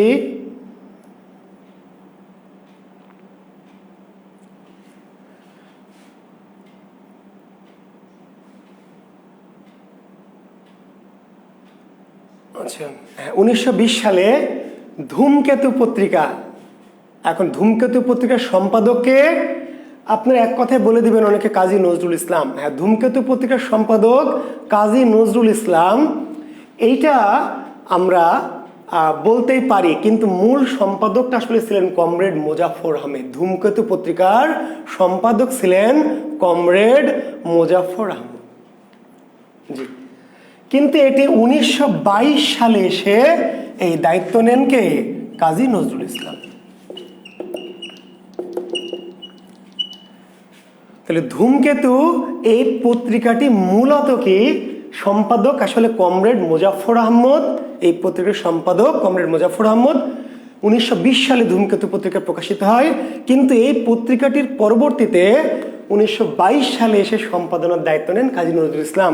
তো ধূমকেতু পত্রিকার সম্পাদককে আমরা উত্তর দিচ্ছি নজরুল, কারণ মোজাফফর আহমেদকে আমরা একটু গৌণ করে দিচ্ছি আর কি, বুঝতে পারলেন? তো উত্তর নজরুল দিবেন, তবে যদি কমরেড মুজাফফর আহমদ থাকে তাহলে মুজাফফর আহমেদ দেওয়াই ভালো হবে। ধূমকেতু পত্রিকার সম্পাদক, প্রথম যিনি সম্পাদক তিনি সম্পাদক। ধূমকেতু পত্রিকার সম্পাদক কমরেড মুজাফফর আহমদ থাকলে কমরেড মুজাফফর আহমদ।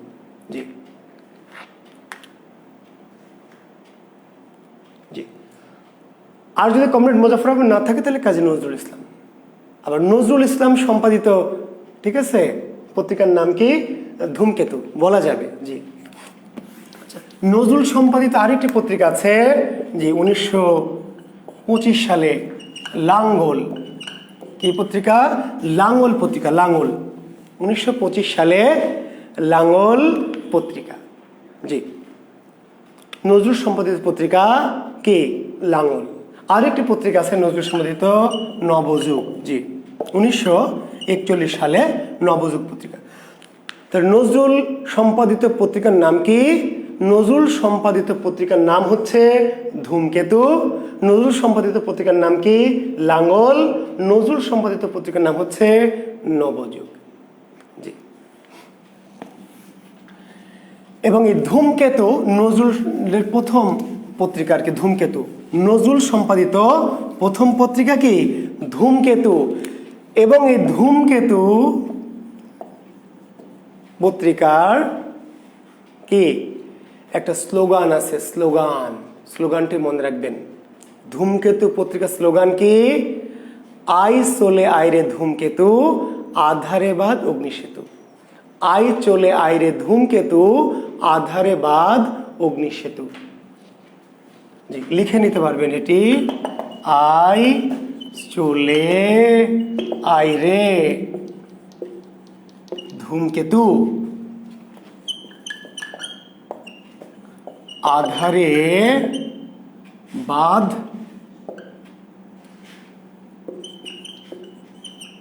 অগ্নি সেতু। আই চলে আয় রে ধূমকেতু, আধারে বাদ অগ্নি সেতু। দুর্দিনের এই দুর্গ শিরে উড়িয়ে দে তোর বিজয় কেতন। জি নজরুলের ধূমকেতু পত্রিকার স্লোগান ছিল কি? আই চলে আয় রে ধূমকেতু, আধারে বাদ অগ্নি সেতু। দুর্দিনের এই দুর্গ শিরে উড়িয়ে দে তোর বিজয় কেতন। তবে এত বড় তো লেখা হয় না, সাধারণত প্রথম দুটো লাইন স্লোগান। আর এই স্লোগানটি লিখে দিয়েছিলেন কে? রবীন্দ্রনাথ ঠাকুর। নজরুলের ধূমকেতু পত্রিকা স্লোগানের রচয়িতাকে কাজী নজরুল ইসলামের পত্রিকা ধূমকেতু। এই ধূমকেতু পত্রিকা স্লোগান লিখে দিয়েছিলেন কে? স্লোগান লিখে দিয়েছিলেন রবীন্দ্রনাথ ঠাকুর। জি রবীন্দ্রনাথ ঠাকুর। বুঝতে পারলেন? অনেকে মনে করেন রবীন্দ্রনাথ আর নজরুলের সম্পর্ক খুবই খারাপ ছিল, তাই না? এরকম মনে করেন না? জি অনেকে মনে করেন। আমরা ছোটবেলায় শুনেছি এরকম। কেন বলছে রবীন্দ্রনাথের নজরুলের লেখা চুরি করে রবীন্দ্রনাথ নোবেল পুরস্কার পেয়েছে? শুনেছেন আপনারা শুনেছেন কিনা আমি জানি না, আমি শুনেছি ছোটবেলায়, বিশ্বাসও করেছি যে হ্যাঁ ঠিকই, এই বেটা পাজি রবীন্দ্রনাথ আমাদের নজরুলের লেখা চুরি করে বেটা নোবেল পুরস্কার পেয়েছে। বিশ্বাস করতাম, কেন করতাম তাও জানি না ছোটবেলায়। বুঝতে পারলেন? রবীন্দ্রনাথ নজরুলকে নিয়ে কি রাজনীতি হয়েছে দেশে, ধর্মনীতি হয়েছে, নানান কিছু হয়েছে। আসলে রবীন্দ্রনাথ নজরুলের মাঝে সম্পর্ক ছিল অত্যন্ত মধুর, অত্যন্ত গুরু শিষ্যের মতো। নজরুল রবিকে কি করতেন? গুরুদেব বলে ডাকতেন, গুরু বলে ডাকতেন, গুরু। জি গুরু বলে ডাকতেন। এবং রবীন্দ্রনাথ ও নজরুলকে অত্যন্ত স্নেহ করতেন। বুঝতে পেরেছেন? এবং দেখেন একটি তথ্য বলে আপনাদের এটা চেষ্টা দেখেন কেন এটি। ওই যে আমাদের যখন দেশ স্বাধীন হলো, পরবর্তীতে এটা যখন আমাদের এটির রাষ্ট্র হয়ে গেল ইসলামী স্টেট, ইসলামী রাষ্ট্র। আমাদের বাংলাদেশটি ইসলামী স্টেট আবার হলো 1975 পরবর্তীতে এই রাষ্ট্রটার নাম কি হয়ে গেল আবার ইসলামী রাষ্ট্র। তখন একটা বিভ্রান্তি ছড়ানো হলো যে বেটা রবীন্দ্রনাথ হলো হিন্দু, ওই বেটা হিন্দুদের, আর আমাদের কবিকে নজরুল, কাজে নজরুলকে বড় করতে গিয়ে রবীন্দ্রনাথকে আমরা ছোট করলাম। আসলে নজরুলকে আপনি ভালোবাসেন তাতে তো সমস্যা নেই ভাই, ভালোবাসেন, নজরুলের জন্য জীবন দিয়ে দেন, তাতে তো আপনি, কিন্তু একজনকে ছোট করে আরেকজনের নামে দুর্নাম রটিয়ে এটি একটা অপরাধ। আপনি নজরুলকে বেশি ভালোবাসেন, আপনাকে কে নিষেধ করেছে, তাতে তো সমস্যা নেই, কিন্তু রবীন্দ্রনাথকে ছোট করে তো এটি একজন অপরাজনীতি সৃষ্টি করা হলো। মানে ইসলামত্ব বা মুসলমানত্ব, বেটা জীবনে নামাজ পড়ে না, কিচ্ছু পড়ে না, ধর্ম পালন করে না, বলছে রবীন্দ্রনাথ বেটা হিন্দু, আমাদের কবি না, নজরুল মুসলমান, মানে সাহিত্য এখানে এসে মুসলমানিত্ব নিয়ে এসছে আর কি।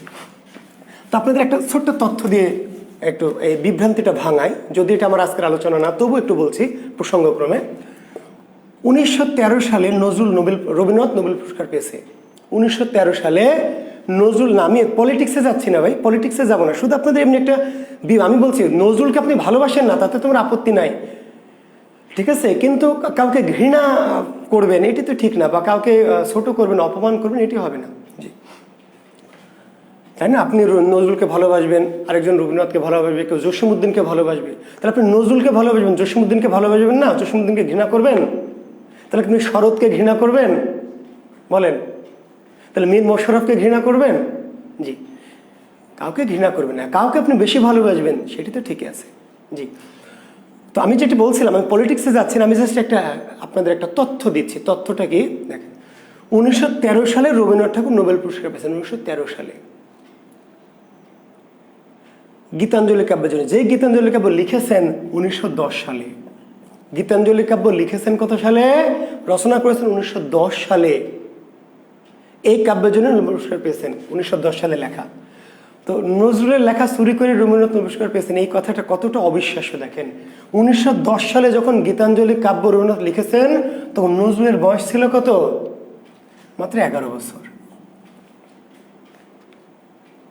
বুঝতে পারলেন? 1899 সালে নজরুল জন্মেছেন। 1910 সালে যখন রবীন্দ্রনাথ গীতাঞ্জলি কাব্য লিখে ফেলেছিলেন অলরেডি, তখন নজরুলের বয়স 11 বছর। তখন তো নজরুল লেখা শুরু করেননি রে ভাই। নজরুল তো তখন কেবল ওই মসজিদে কি করে, ঝাড়ু মোছা করে, মসজিদে মুয়াজ্জিন করে, আজান দেয় এবং মসজিদে ঝাড়ু মোছা করে, এবং লেটোর দল, লেটোর গ্রামে যে যাত্রাপালা লেটোর দল, সে লেটোর দলে কি যোগ দিয়েছে। নজরুল লেখা শুরু করেছে মূলত যখন বাঙালি পল্টনে যোগ দিয়েছে, বুঝতে পারলেন? যখন বাঙালি পল্টনে যোগ দিয়ে করাচিতে গেছে, 20 বছর বয়সের দিক থেকে এসে 18-19 বছর বয়সের দিক থেকে নজরুল লেখালেখি শুরু করেছে। তো তাহলে এই 11 বছর বয়সের নজরুলের লেখা চুরি করে রবীন্দ্রনাথ নোবেল পুরস্কার পাইল, এই তথ্যটা দিয়েছে বা কারা, আর এটা বিশ্বাস করেছে বা কারা? জি। তো যাই হোক, বিভ্রান্তি ছড়ানোর জন্য মানুষ কত আহাম্মক হলে, কত গণ্ডমূর্খ হলে এরকম তথ্য ছড়াতে পারে, এবং এই তথ্যগুলি আবার অনেক মানুষ, সাধারণ মানুষ কি করে, আমজনতা খুবই খায়। জি, এটা একটা ইমোশনালি ব্ল্যাকমেল, ধর্মীয় বিষয় নিয়ে ইমোশনাল ব্ল্যাকমেল করা কি খুব সহজ। জি, অনেক মানুষ এই সুযোগটা গ্রহণ করে। আচ্ছা, এরপরে আমরা আসবো আরেকটু অতি বিখ্যাত পত্রিকা, 1927 সালে অতি বিখ্যাত পত্রিকা, যার নাম শিখা, সম্পাদককে আবুল হোসেন। শিখা পত্রিকার সম্পাদক আবুল হোসেন। এই শিক্ষা পত্রিকাকে বলা হয় কে, মুসলিম সাহিত্য সমাজের মুখপত্র। মুসলিম সাহিত্য সমাজের কি মুখপত্র।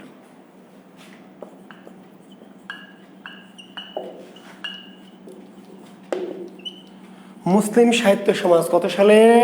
1926 সালে মুসলমান সাহিত্যিকরা একটা সংগঠন তৈরি করলো, ঠিক আছে, নিজেদেরকে একটু আপডেট করার জন্য বা সাহিত্য অবদান রাখার জন্য। তো মুসলিম সাহিত্যিকদের যে সংগঠন ছিল, সেই সংগঠনটির নাম কি? মুসলিম সাহিত্য সমাজ। মুসলিম সাহিত্য সমাজ। সেই মুসলিম সাহিত্য সমাজ কত সালে প্রতিষ্ঠিত হয়েছে? 1926 সালে। আর এই মুসলিম সাহিত্য সমাজের মুখপত্র পত্রিকা কোনটি? শিখা। তাহলে মুখপত্র মানে কি, এর আগে ব্যাখ্যা দিয়েছি যে মুসলিম সাহিত্য সমাজের উদ্দেশ্য কি, আদর্শ কি, নীতি নৈতিকতা কি, তাই না? তারা কি করতে চায়, কি বলতে চায়, এই যে মুসলিম সাহিত্য সমাজের ইথিক্স, মোরালিটি, নীতিনৈতিকতা, এইগুলো তুলে ধরার জন্যই তারা একটা পত্রিকা বের করলো, শিক্ষা পত্রিকা। তো শিক্ষা পত্রিকাটিকে বলা হয় মুসলিম সাহিত্য সমাজের মুখপত্র, মুসলিম সাহিত্য সমাজের মুখপত্র। একটি স্লোগান ছিল, খুবই বিখ্যাত স্লোগান, পরীক্ষায়, নানান পরীক্ষা আসবে, তাই না? জি, সবাই জানেন, তবু আমি লিখে দিচ্ছি, জ্ঞান যেখানে সীমাবদ্ধ, বুদ্ধি সেখানে আড়ষ্ট, মুক্তি সেখানে অসম্ভব। শিক্ষা পত্রিকা স্লোগান কি? জ্ঞান যেখানে সীমাবদ্ধ, বুদ্ধি সেখানে আড়ষ্ট, মুক্তি সেখানে কি অসম্ভব, মুক্তি সেখানে অসম্ভব। স্লোগানটা লিখে দিয়েছিলেন কে? মোতাহের হোসেন চৌধুরী। যে লিখে নেন, সম্পাদক আবুল হোসেন, কিন্তু এই পত্রিকা স্লোগানের রচয়িতা ছিলেন কে? মোতাহের হোসেন চৌধুরী। জি, এই স্লোগানটি রচয়িতা ছিলেন এই শিক্ষা পত্রিকার বা মুসলিম সাহিত্য সমাজের আরেকজন বিখ্যাত লেখক মোতাহের হোসেন চৌধুরী। জি, বুঝতে পারলেন? শিক্ষা পত্রিকা মুসলমান সাহিত্যিকদের অগ্রগতির জন্য একটি বিখ্যাত পত্রিকা। মুসলিম সাহিত্য সমাজ 1926 সালে প্রতিষ্ঠিত হয়, আর এর মুখপত্র হিসাবে শিক্ষা পত্রিকা চালু হয় 1927 সালে, সম্পাদক আবুল হোসেন। আর এর একটি স্লোগান ছিল, জ্ঞান যেখানে সীমাবদ্ধ। ওই যে বললাম আফরোজা আমনি, আপনি বলছেন হ্যাঁ, এই যে বললাম যে ওই যে আমরা যে কেন বিশ্বাস করি, কারা বিশ্বাস করে জানেন? এই যে এই সমস্ত ধর্মীয় অপব্যাখ্যা কিংবা ধর্ম নিয়ে বিভ্রান্ত হয় কারা? যারা সাধারণ মানুষ, যারা আসলে জ্ঞান সীমাবদ্ধ। তো সীমাবদ্ধ জ্ঞানের মানুষকে বিভ্রান্ত করা খুব সহজ, বুঝতে পারলেন? ওই যে লাল সালু উপন্যাস, মনে আছে? লাল সালু, সৈয়দ ওয়ালিউল্লাহর কে? ওই বেটা যে লাল সালু উপন্যাসের যে নায়ক কে? লাল সালু উপন্যাসের মজিদ, ভণ্ড মজিদ। সেই মজিদ গ্রামে স্কুল প্রতিষ্ঠা করতে দিবে না, আক্কাস স্কুল প্রতিষ্ঠা করতে দিবে না। কেন প্রতিষ্ঠা করতে দিবে না? প্রতিষ্ঠা করতে দিবেন এই জন্য যে মানুষ যদি শিক্ষিত হয়ে যায় তাহলে তাদের আর বিভ্রান্ত করা যাবে না, বুঝতে পারলেন? তো মানুষকে যত অজ্ঞ রাখা যাবে, যত অশিক্ষিত রাখা যাবে, যত স্বল্প জ্ঞানী করে রাখা যাবে, জ্ঞানহীন করে রাখা যাবে, তত এই সমস্ত ভণ্ডদের বা এই সমস্ত ধর্ম ব্যবসায়ী বলি আর রাজনীতি ব্যবসায়ী বলি এদের সুবিধা। তো কাজেই যে আড়ষ্ট কি স্যার? আড়ষ্ট স্যার যে নড়াচড়া করে না স্যার। স্যার তাপ কি? আচ্ছা, কি স্যার প্রশ্ন করেছেন স্যার? আশিস আড়ষ্ট হচ্ছে বাবারে, জ্ঞানটা তো খেলবে না, জ্ঞানটা আড়ষ্ট। বুদ্ধি যেখানে, জ্ঞান যেখানে সীমাবদ্ধ, যখন তোমার জ্ঞান সীমাবদ্ধ তখন তোমার বুদ্ধি তো নানান দিকে যাবে না, বুদ্ধি একমুখী হবে। ওই যে একজন বলল যে রবীন্দ্রনাথ বেটা বদ, নজরুল ভালো, তুমি বললা যে হ্যাঁ আপনি ঠিকই বলেছেন, কারণ তোমার জ্ঞান যেহেতু সীমাবদ্ধ, কাজে তোমার অনেক কিছু যাচাই বাছাই করে গ্রহণ করার সুযোগ নাই, বুঝতে পেরেছো? আড়ষ্ট মানে হচ্ছে, ধরে নাও আমি যদি কম জানি, আমার জ্ঞান যদি কম থাকে, তাহলে আমি এইভাবে ক্লাস নিতে পারবো? মাঝে মাঝে দেখবেন কিছু ক্লাস দেয়, নির্দিষ্ট একটা ফরম্যাট করে রাখে, লিখে রাখে আগেই, ওর বাইরে আর যাবে না। মাঝে মাঝে দেখবেন কিছু ভাইয়া টাইপের কিছু ক্লাস দেয়, বাংলা হোক ইংরেজি হোক, কিছু ভাইয়া কিছু আপুদের বিখ্যাত ক্লাস দেখবেন, ওরা বোর্ডে আগে লিখে রাখে, বোর্ডে লিখে রেখে প্র্যাকটিস করে এসে কি অভিনয় করে এসে ওইটা ওই বোর্ডের মধ্যে যা আছে ওর বাইরে আর যাবে না, টানলেও যাবে না, ওর মধ্যেই থাকবে। একটু এদিক ওদিক টানবেন, যাবে না। কেন? ওই বেটা বাংলা জীবনে পড়েও নি, বাংলার টিচারও না, পড়েছে ইসলামের ইতিহাস, পড়েছে রাষ্ট্রবিজ্ঞান, পড়েছে অ্যাকাউন্টিং, ইংরেজি, বাংলা কিছু মুখস্থ করে এসে বোর্ডে লিখে নিয়ে এবার মুখস্থ করাচ্ছে, কিংবা নোট শিট ধরে ধরে আপনাকে পড়াচ্ছে। তো সীমাবদ্ধ যখন জ্ঞান হবে তখন তার আড়ষ্ট হয়ে যায়। আমার ক্লাস আড়ষ্ট নয়। কেন আড়ষ্ট নয়? জ্ঞান যখন একটু বেশি থাকবে তখন আড়ষ্টতা আসবে না, বুঝতে পারেন? আড়ষ্ট মানে আপনার জ্ঞান যেহেতু অল্প, কাজে আপনি জ্ঞানকে অনেক দিকে সঞ্চালন করার সুযোগ পাবেন না, ফলে যে যা বললো সেটা বিশ্বাস করে নিয়ে থেকে গেলেন। আর মুক্তি সেখানে অসম্ভব, তাহলে সেখানে মুক্তি হবে না। যে তো আমার অনেক সময় পেরিয়ে যাচ্ছে, আমরা আর বেশি কথা বাড়াতে চাই না। তো আচ্ছা, এরপর আমরা আরেকটি অতি বিখ্যাত 1923 সাল, বাংলা ভাষায় যত পত্রপত্রিকা বলেছি, যত পত্রপত্রিকা তার মধ্যে অনেকগুলিকে বিখ্যাত বলেছি, সংবাদ প্রভাকর বিখ্যাত বলেছি, বঙ্গদর্শন বিখ্যাত বলেছি, শিক্ষা বিখ্যাত বলেছি, মনে আছে? কিন্তু আবার সত্যিকার অর্থে বলছি, বাংলা ভাষায় বাংলা যত সাহিত্য পত্রিকা আছে, যত, তার মধ্যে সবচেয়ে সবচেয়ে সবচেয়ে বিখ্যাত, সবচেয়ে আলোড়ন সৃষ্টিকারী পত্রিকাটির নাম হচ্ছে কল্লোল। বাংলা ভাষার সবচেয়ে আলোড়ন সৃষ্টিকারী পত্রিকার নাম কি? সবচেয়ে আলোড়ন সৃষ্টিকারী পত্রিকার নাম কল্লোল। কত সালে? 1923 সালে। সম্পাদকের নাম কি? সম্পাদকের নাম হলো দীনেশ রঞ্জন দাস। জি, আর ওইসব ভাইয়া টাইয়াদেরই দু একটি দালাল আমাদের ক্লাসে ঢুকে পড়ে, বুঝতে পারলেন? যখন শুনে যে জুয়েল স্যারের ক্লাস, ওই সমস্ত ভাইয়া টাইপ বা ওই সমস্ত কোচিং টাইপের দু একটি কন্ট্রাক্টর, ইংরেজি শব্দ ভালো শব্দ বলি, অশ্লীল শব্দ দালাল না বলে, জি, দু একটা কন্ট্রাক্টর ঢুকে পড়ে ওই সমস্ত ভাইয়াদের কোচিং সেন্টারে, বুঝতে পারলেন? ওরা কি করতে চায়? আমাদের এই ক্লাসের মধ্যে ঢুকে ক্লাস করতে আসেনি বেটারা, কি করতে এসছে? শিক্ষক আর ছাত্রের মাঝে একটা বিভ্রান্তি, ভুল বোঝাবুঝি সৃষ্টি করতেছে, বুঝতে পারলেন? এই কন্ট্রাক্টররা, জি, কাজে 2-4 জন কন্ট্রাক্টর আছে, এরা নানানভাবে উল্টাপাল্টা কমেন্টস করে, উল্টাপাল্টা করে আপনার আর আমার মাঝে একটা এই সেতুটা কেটে দিতে চায়, এই বেটা বদগুলা। তো আমরা বিভ্রান্ত হব না, আপনারাও হবেন না। যাদের পেটে বোমা মারলে ওই মুখস্থ বিদ্যার বাইরে একটা লাইনও বের হবে না, বুঝতে পারেন? আমি চ্যালেঞ্জ করে বলতে পারি, বুঝলেন নাই? কিন্তু এই কন্ট্রাক্টরগুলি সেট করে রেখেছে, দেখ আজকে জুয়েল স্যার কি পড়াচ্ছে, কি বলছে, স্যারকে নানানভাবে কি করবে, পিন মেরে মেরে আওলা বাওলা করে দিবি যেন স্যার ভালো ক্লাসটা নিতে পারে, বাটা খালি। হ্যাঁ, জি। তো যাই হোক, পরনিন্দা করা আল্লাহ মাফ করুক, পরনিন্দা পরচর্চা করা ঠিক না, তবে করে ফেললাম, স্রষ্টা ক্ষমা করবেন। যে তো 1923 সালে কল্লোল পত্রিকা বাংলা সাহিত্যের সবচেয়ে সবচেয়ে আলোড়ন সৃষ্টিকারী, সবচেয়ে বিখ্যাত পত্রিকার নাম কল্লোল। পত্রিকার সম্পাদকের নাম দীনেশ রঞ্জন দাস। এই পত্রিকাটিকে বলা হয় 30-এর পত্রিকা। কি বলা হয়? 30-এর পত্রিকা। জি,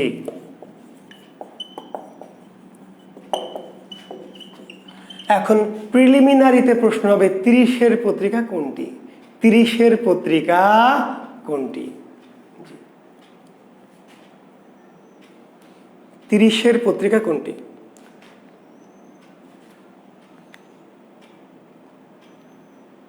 কেন আলোড়ন? আসবো অনিরুদ্ধ অরণ্য ভাই, আসবো, প্রশ্ন করে দেখ, আমি আসছি। কেন আলোড়ন ভাই? এই উত্তর তো দিব। আলোড়ন যেহেতু বলেছি, এত আয়োজন করে এতবার করে আলোড়ন যেহেতু বলছি, যে আলোড়ন কেন, সেই কথাই তো আসবোই ভাই। একটু ধৈর্য ধরেন, একটু ওয়েট করেন। জি, আগে 30টা শেষ করি ভাই। তো এই পত্রিকাটির নাম 30-এর পত্রিকা। কেন 30-এর পত্রিকা?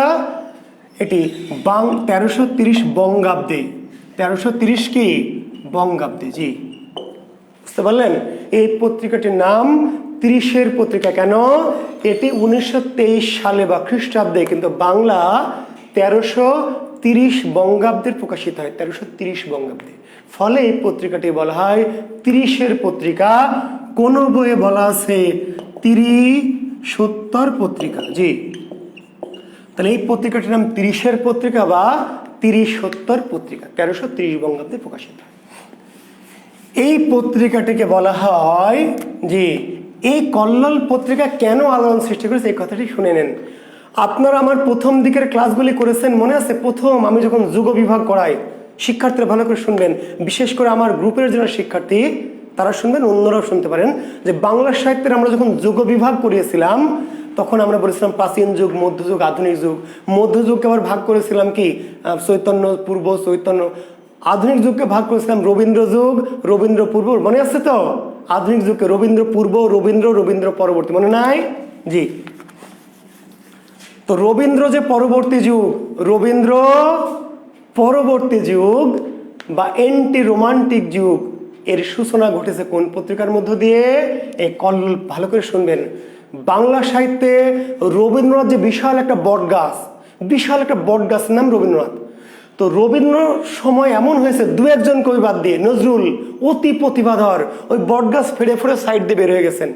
কিন্তু অনেক কবি রবীন্দ্রনাথের বট গাছের ছায়াতলে পড়ে কি মরে গেছে, বোঝেন?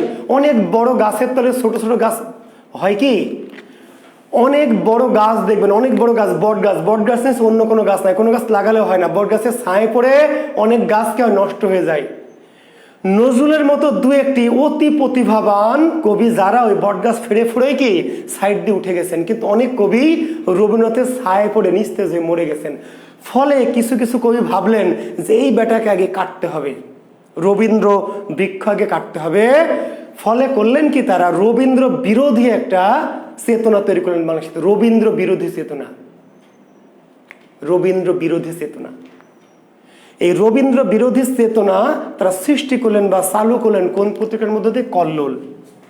রবীন্দ্র বিরোধী এন্টি রোমান্টিক চেতনা, মনে আছে? এন্টি রোমান্টিক মনে আছে না? রোমান্টিক আর এন্টি, রবীন্দ্রনাথ রোমান্টিক, রবীন্দ্রনাথ কি রোমান্টিক, নজরুল কি রোমান্টিক, মনে নাই? যদি আরো কারো ভালোবাসো, যদি আরো ফিরে নাহি আসো, তবে তুমি যাহা চাও তাই যেন পাও, আমি যত দুঃখ পাইল আমারও পরানো যাচ্ছে, মনে আছে? তুমি কাউকে ভালোবাসো, তার সাথে যাও থাকো, যা খুশি তাই করো, আমার তাতে কিছু যায় আসে না, আমি তোমাকে ভালোবাসি, দ্যাটস অল। এটা হচ্ছে রোমান্টিক চেতনা, মনে নাই ভাইয়ের আমার? হ্যাঁ, রোমান্টিক চেতনা। তো এই রোমান্টিক চেতনার বিরোধিতা করলেন কিছু কবি, পঞ্চপাণ্ডব, মনে আছে? পঞ্চপাণ্ডব, জীবনানন্দ দাশ, বিষ্ণু দে, সুধীন্দ্রনাথ দত্ত, অমিয় চক্রবর্তী, জি, বুদ্ধদেব বসু। এরা বললেন যে না, হবে না, যদি আরো কারো ভালোবাসো, তুমি ভালোবাসবে অন্যজনকে, ঘুরবে আরেকজনের সাথে, আমি বলবো যে তুমি সেটাই আমার সুখ, ওটা হবে না। তো এই যে এন্টি রোমান্টিক যুগের সূচনা ঘটলো বাংলা সাহিত্যে, এন্টি রোমান্টিক যুগ, এই সূচনা ঘটানো হলো কোন পত্রিকার মধ্য দিয়ে? কল্লোল পত্রিকার মধ্য দিয়ে। কল্লোল, জি। স্যাক্রিফাইস, প্রেমকে উৎসর্গ করতে হবে, প্রেমিকাকে অন্যের হাতে তুলে দিতে হবে, প্রেমিকাকে স্পর্শ করা যাবে না, স্পর্শাতীত প্রেম, রোমান্টিক প্রেম। আর এন্টি রোমান্টিক প্রেম, প্রেমিকাকে ভোগ করতে হবে, আগে ভোগ করো, পরে যা খুশি তাই হোক। বুঝতে পারলেন? এখন আপনাদের যে প্রেম, প্রেম করে আগে কি করতে হবে? প্রেমকে ভোগ করতে হবে। এই যে ভোগবাদী প্রেম, রাবীন্দ্রিক প্রেম হচ্ছে রোমান্টিক প্রেম। তো এই যে আমাদের সাহিত্যে দেখবেন, আধুনিক সাহিত্য মূলত কি এন্টি রোমান্টিক, ভোগবাদী, জি, ভোগবাদী। হ্যাঁ, তো এই ভোগবাদী বা এন্টি রোমান্টিসিজম বা রবীন্দ্র বিরোধী চেতনা চালু হলো কোন পত্রিকার মধ্যে দিয়ে? কল্লোল পত্রিকার মধ্যে দিয়ে। এই জন্য কল্লোল পত্রিকাকে বলে এন্টি রোমান্টিক পত্রিকা, রবীন্দ্র বিরোধী পত্রিকা, রবীন্দ্র বিরোধী যুগের পত্রিকা, নানান কিছু। এবং এই যে কল্লোল পত্রিকার মধ্য দিয়ে এই রবীন্দ্র বিরোধী কবিরা যে রবীন্দ্রনাথের চেতনার বিরুদ্ধে লিখলেন, সবাই কি মেনে নিল? অনেকেদের গালিগালাজ করলো, জি। শনিবারের চিঠি বা আরো কিছু সে সময় পত্রিকা ছিল, সময়পত্র।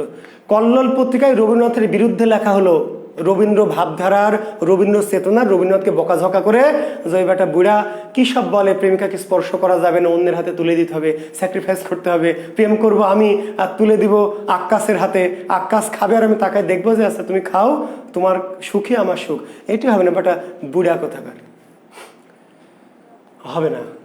আমি তারে ভালোবাসি অস্থি মাংস সহ, এরা বললেন যে আমি তারে ভালোবাসি অস্থি মাংস সহ, তোমার বক্ষের যুগল স্বর্গে ক্ষণতরে দিল অধিকার, আমি আর ফিরিব না শাশ্বত নিষ্ফল সংসার। রবীন্দ্রনাথ বললেন যে প্রেম করে স্পর্শ করা যাবে না, প্রেমিকাকে স্পর্শ করা যাবে না, প্রেম হচ্ছে পবিত্র, প্রেম স্বর্গীয়, যে স্পর্শ করলে প্রেম কি নষ্ট হয়ে যাবে। প্রেমিকাকে প্রেম করা যাবে কিন্তু স্পর্শ করা যাবে না, বিয়ে করা যাবে না, প্রেমিকাকে অন্যের হাতে তুলে দিতে হবে, কারণ প্রেমিকাকে ভোগ করা যাবে না। এরা বললেন যে না, এটা হবে না, এবার একটা বুড়িয়ার কথা আমরা মানে না, প্রেমিকাকে আগে ভোগ করব তারপর অন্য কিছু। বললেন যে তোমার বক্ষের যুগল স্বর্গে, এন্টি রোমান্টিক চেতনা, তোমার বক্ষের যুগল স্বর্গে ক্ষণতরে দিল অধিকার, আমি আর ফিরিব না শাশ্বত নিষ্ফল সংসার। তোমার বক্ষের যুগল স্বর্গে তুমি 2 মিনিট আমাকে জায়গা দাও তোমার বুকের স্বর্গে, তারপর তোমার প্রেম নেম তুমি যেখানে খুশি সেখানে যাও। প্রেমকে বাঁচিয়ে রাখার মতো দরকার নেই, 1000 বছর ধরে প্রেম করার কোনো দরকার নাই, শাশ্বত চিরন্তন প্রেমের আমার কোনো কাম নাই, 2 মিনিটের কাম, শুধু 2 মিনিট তোমার বুকে স্বর্গে স্থান দাও, তাহলে আমি খুশি। এখন এই কবিতা যখন লিখলো কল্লোল পত্রিকায়, তখন আগের যারা মানুষজন, সাহিত্য যারা পড়ুয়া, তারা কি মেনে নিল?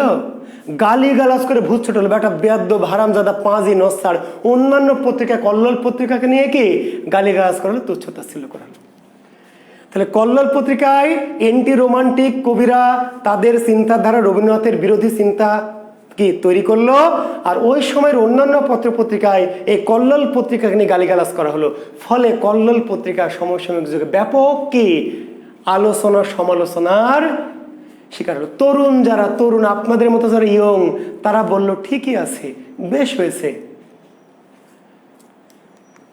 আর যারা একটু প্রাচীন পন্থী, যারা একটু প্রবীণ পন্থী, তারা বললো তবে রে বেটা বেয়াদ্দব কোথাকার, রবীন্দ্রনাথের বিপক্ষে বলিস তোরা প্রেমকে এইভাবে অপবিত্র করবি।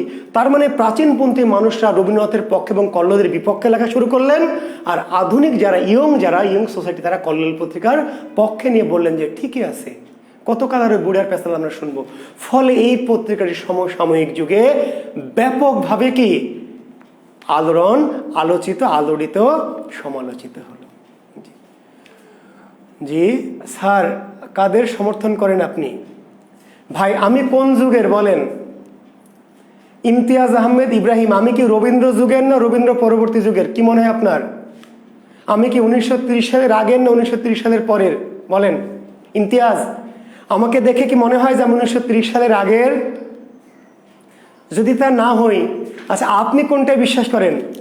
আপনি প্রেম করবেন আর বন্ধু সোহেলকে প্রেমিকাকে ভোগ করতে দেবেন, এমন কি করবেন, না নিজেই ভোগ করতে চাইবেন?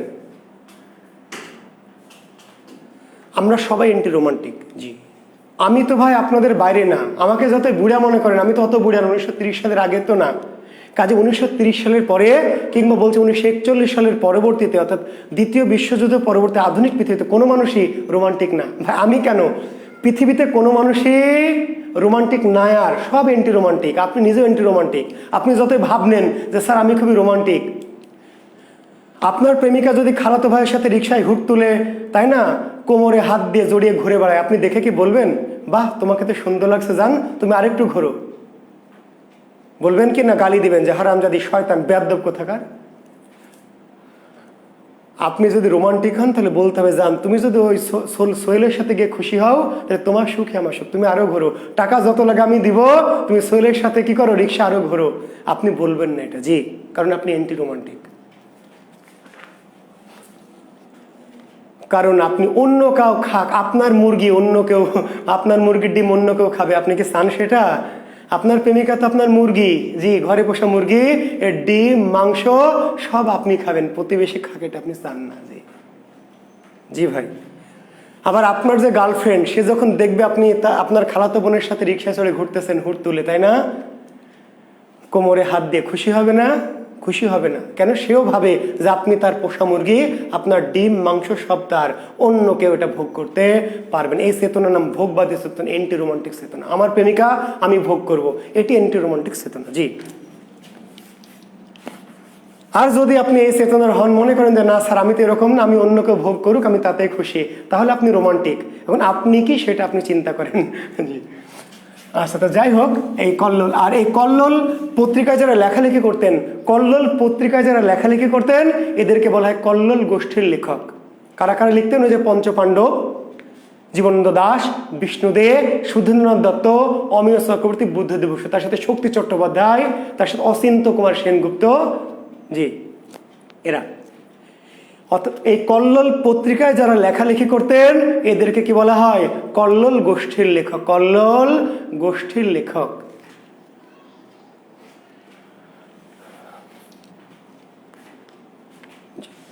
কল্লোল গোষ্ঠীর লেখক।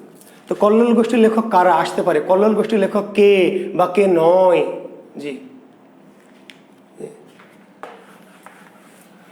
আচ্ছা, এই হচ্ছে মোটামুটি আমাদের অতি বিখ্যাত পত্রিকা। এর বাইরে আরো কিছু ছোটখাটো পত্রিকা আছে, পড়বেন।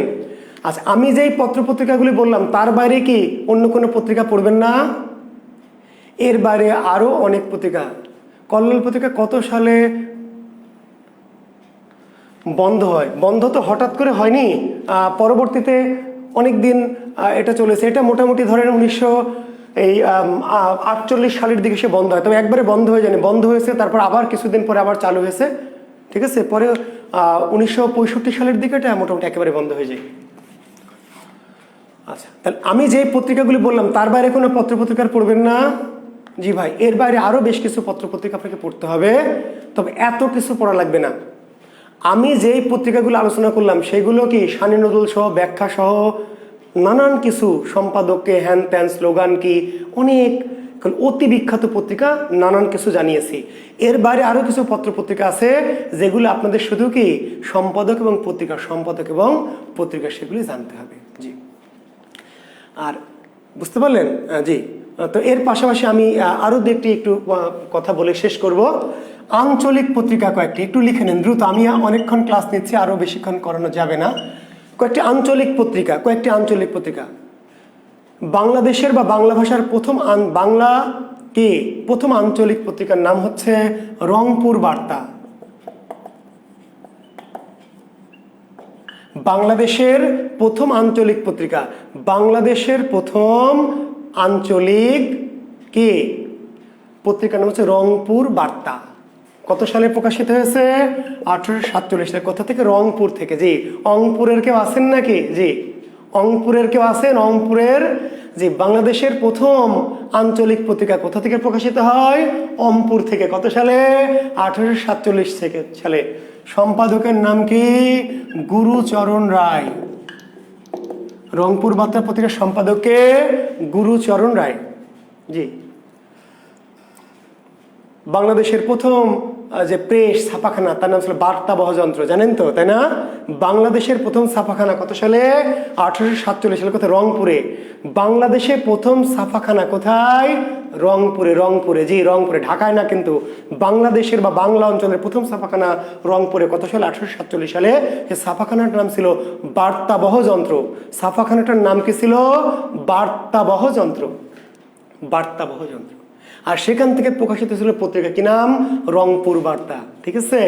জি, এরপরে 1861 সালে ঢাকা প্রকাশ। 1861 সালে পত্রিকার নাম কি? ঢাকা প্রকাশ। আমরা প্রথমে বলেছি পত্রিকার কথা, কৃষ্ণচন্দ্র মজুমদার। আমরা প্রথমে সালের কোশ্চেন আলোচনা করতে গিয়ে আপনাদের বলেছিলাম, মনে আছে? ঢাকা থেকে প্রকাশিত প্রথম পত্রিকার নাম কি? ঢাকা প্রকাশ। কত সালে? 1861 সালে। সম্পাদক কৃষ্ণচন্দ্র মজুমদার। ঢাকা প্রকাশ। এরপরে 1864 সালে অলরেডি এটি আলোচনা আমরা করেছি, গ্রাম বার্তা প্রকাশিকা কাঙাল হরিনাথ। এটা নিয়ে আর কথা বাড়াচ্ছি না। জি, এটিও আঞ্চলিক পত্রিকা। বুঝতে পারলেন? কোথা থেকে? কুষ্টিয়া অঞ্চল থেকে। কুষ্টিয়ার কেউ নিশ্চয় আছেন তো, কুষ্টিয়ার কুমারখালী থেকে প্রকাশিত হতো কি? এই গ্রাম বার্তা আঞ্চলিক পত্রিকা, একটা বিখ্যাত। আঞ্চলিক আরো অনেক পত্রিকা আছে, কিন্তু যেগুলো বিখ্যাত, যেগুলো একটু, তাই না, নানানভাবে আলোড়িত হয়েছে। তাহলে 1847 সালে রংপুর বার্তা, 1861 সালে ঢাকা প্রকাশ, 1864 সালে কি? 1864 সালে গ্রাম বার্তা। আচ্ছা, 1912 সালে খুব বিখ্যাত একটু সৌরভ। কোথা থেকে? ময়মনসিংহ থেকে। আছেন নাকি ময়মনসিংহের কেউ? যে নিশ্চয় কেউ আছেন। যে 1912 সালে ময়মনসিংহ অঞ্চল থেকে একটা আঞ্চলিক পত্রিকা সৌরভ পত্রিকা, যেই পত্রিকায় প্রথম ময়মনসিংহ গীতিকা প্রকাশিত হয়েছিল, মনে আছে? 1912 সালে এই পত্রিকাটি প্রথম প্রকাশিত হয়। অবশ্য ময়মনসিংহ গীতিকা প্রকাশিত হয়েছিল কত সালে? 1923 সালে। জি, ময়মনসিংহ গীতিকায় 1912 সালে না, ময়মনসিংহ গীতিকা প্রকাশিত হয়েছিল 1923 সালে, কিন্তু এই পত্রিকাটি প্রকাশিত হয়েছিল 1912 সালে। সৌরভ পত্রিকার সম্পাদকের নাম কি? সম্পাদকের নাম কেদারনাথ বন্দ্যোপাধ্যায়। কেদারনাথ কেদারনাথ। তাহলে 1912 সালে আরেকটা আঞ্চলিক পত্রিকা ময়মনসিংহ থেকে, সৌরভ পত্রিকা, সম্পাদকের নাম কি? কেদারনাথ বন্দ্যোপাধ্যায়। আর 1947 সালে আরেকটি পত্রিকা কি? চাটগাঁয়ের কেউ আছেন নাকি? চাটগাঁর কারা কারা আছে? হাত তোলেন। সীমান্ত পত্রিকা। কি নাম? সীমান্ত। জি, 1947 সালে, জি 1947 সালে চট্টগ্রাম থেকে প্রকাশিত হয় পত্রিকা সীমান্ত। সম্পাদকের নাম মাহবুবুল হক চৌধুরী। মাহবুবুল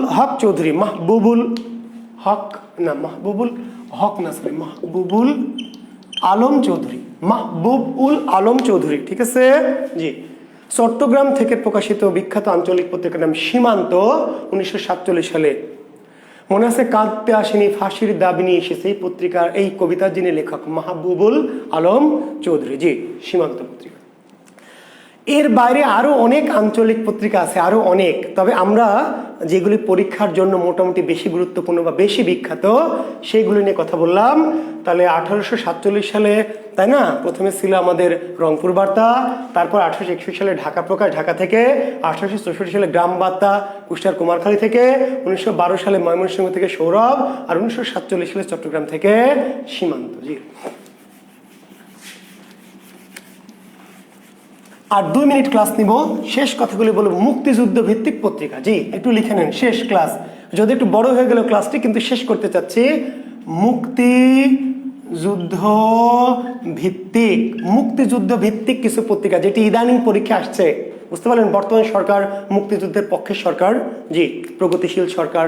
তারপরে আমাদের তো কাজে এই সরকারের সময় মুক্তিযুদ্ধ বিষয়টি অতি অতি গুরুত্বপূর্ণ, নিশ্চয়ই বুঝতে পারছেন।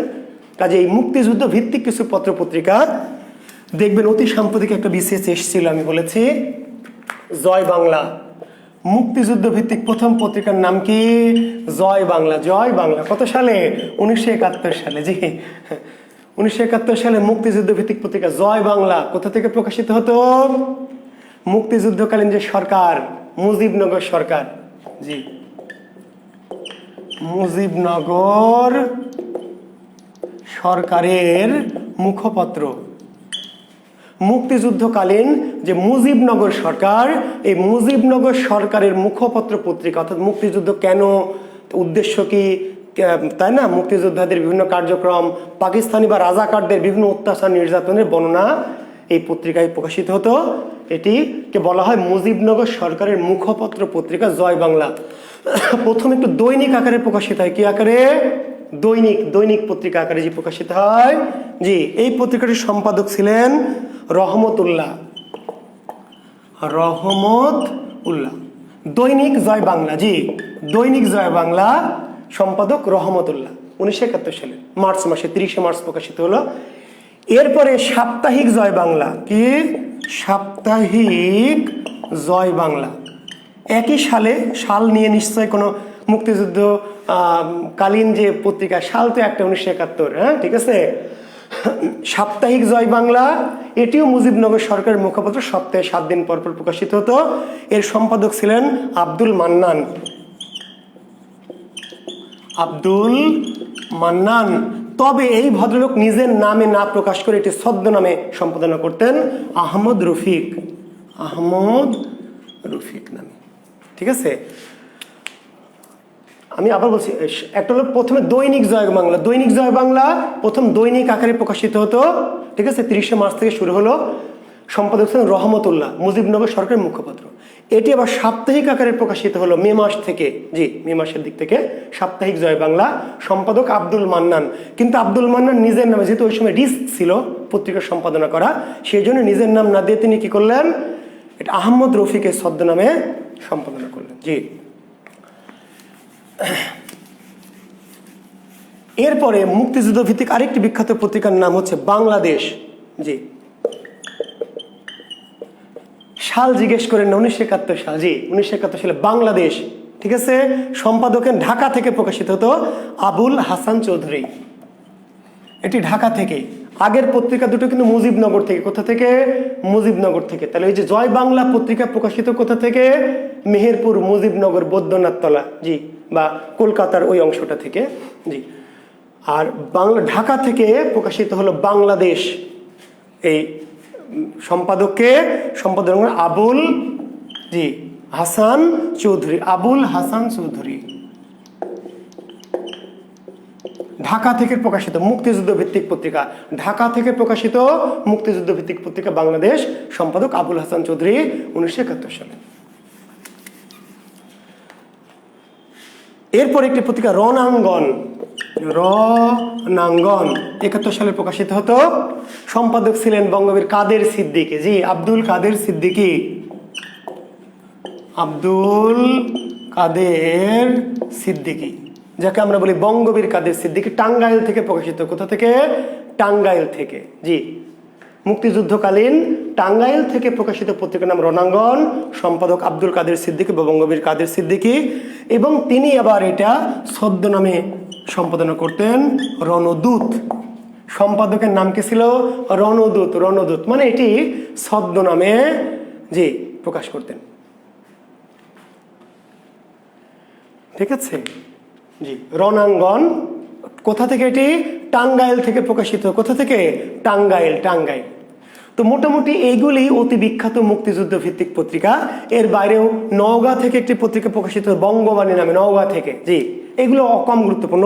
ময়মনসিংহ থেকে জাগ্রত বাংলা নামে, রংপুর থেকে অগ্রদূত নামে, বরিশাল থেকে বিপ্লবী বাংলাদেশ নামে, বিভিন্ন অঞ্চল থেকে আঞ্চলিক মুক্তিযোদ্ধারা জি হাতে লেখা, এবং এই পত্রিকাগুলো বেশিরভাগই কিন্তু কি আঞ্চলিক পত্রিকাগুলো হাতে লেখা জি। তো এই পত্রিকাগুলি, তো মোটামুটি বিখ্যাত পত্রিকাগুলি মোটামুটি এই কয়টাই, জয় বাংলা, ঠিক আছে, বাংলাদেশ, রণাঙ্গন, এগুলি অতি বিখ্যাত পত্রিকা। তো শিক্ষার্থী বন্ধুরা, আমি পত্রপত্রিকা নিয়ে কথা বলেছি, বিখ্যাত পত্রপত্রিকাগুলো নিয়ে। তবে এর বাইরেও জয় বাংলা দৈনিক প্রকাশিত হয় 30 মার্চ থেকে, 30 মার্চ থেকে প্রকাশিত হয় জি, মুজিবনগর থেকে প্রকাশিত হতো জয় বাংলা দৈনিক আকারে 30 মার্চ থেকে। আচ্ছা, আবার বলছি, এর বাইরেও বাংলাদেশের প্রত্যেকটি এলাকা থেকে মুক্তিযোদ্ধারা কি আঞ্চলিক পত্রিকাগুলি বের করত তাদের বিভিন্ন তথ্য উপাত্ত দিয়ে জি। জয় বাংলা, সাপ্তাহিক জয় বাংলা 30 মার্চ, সরি দৈনিক জয় বাংলা 30 মার্চ, দৈনিক জয় বাংলা প্রকাশিত হয় 30 মার্চ জি। আর সাপ্তাহিক জয় বাংলা প্রকাশিত হয় 11 মে জি।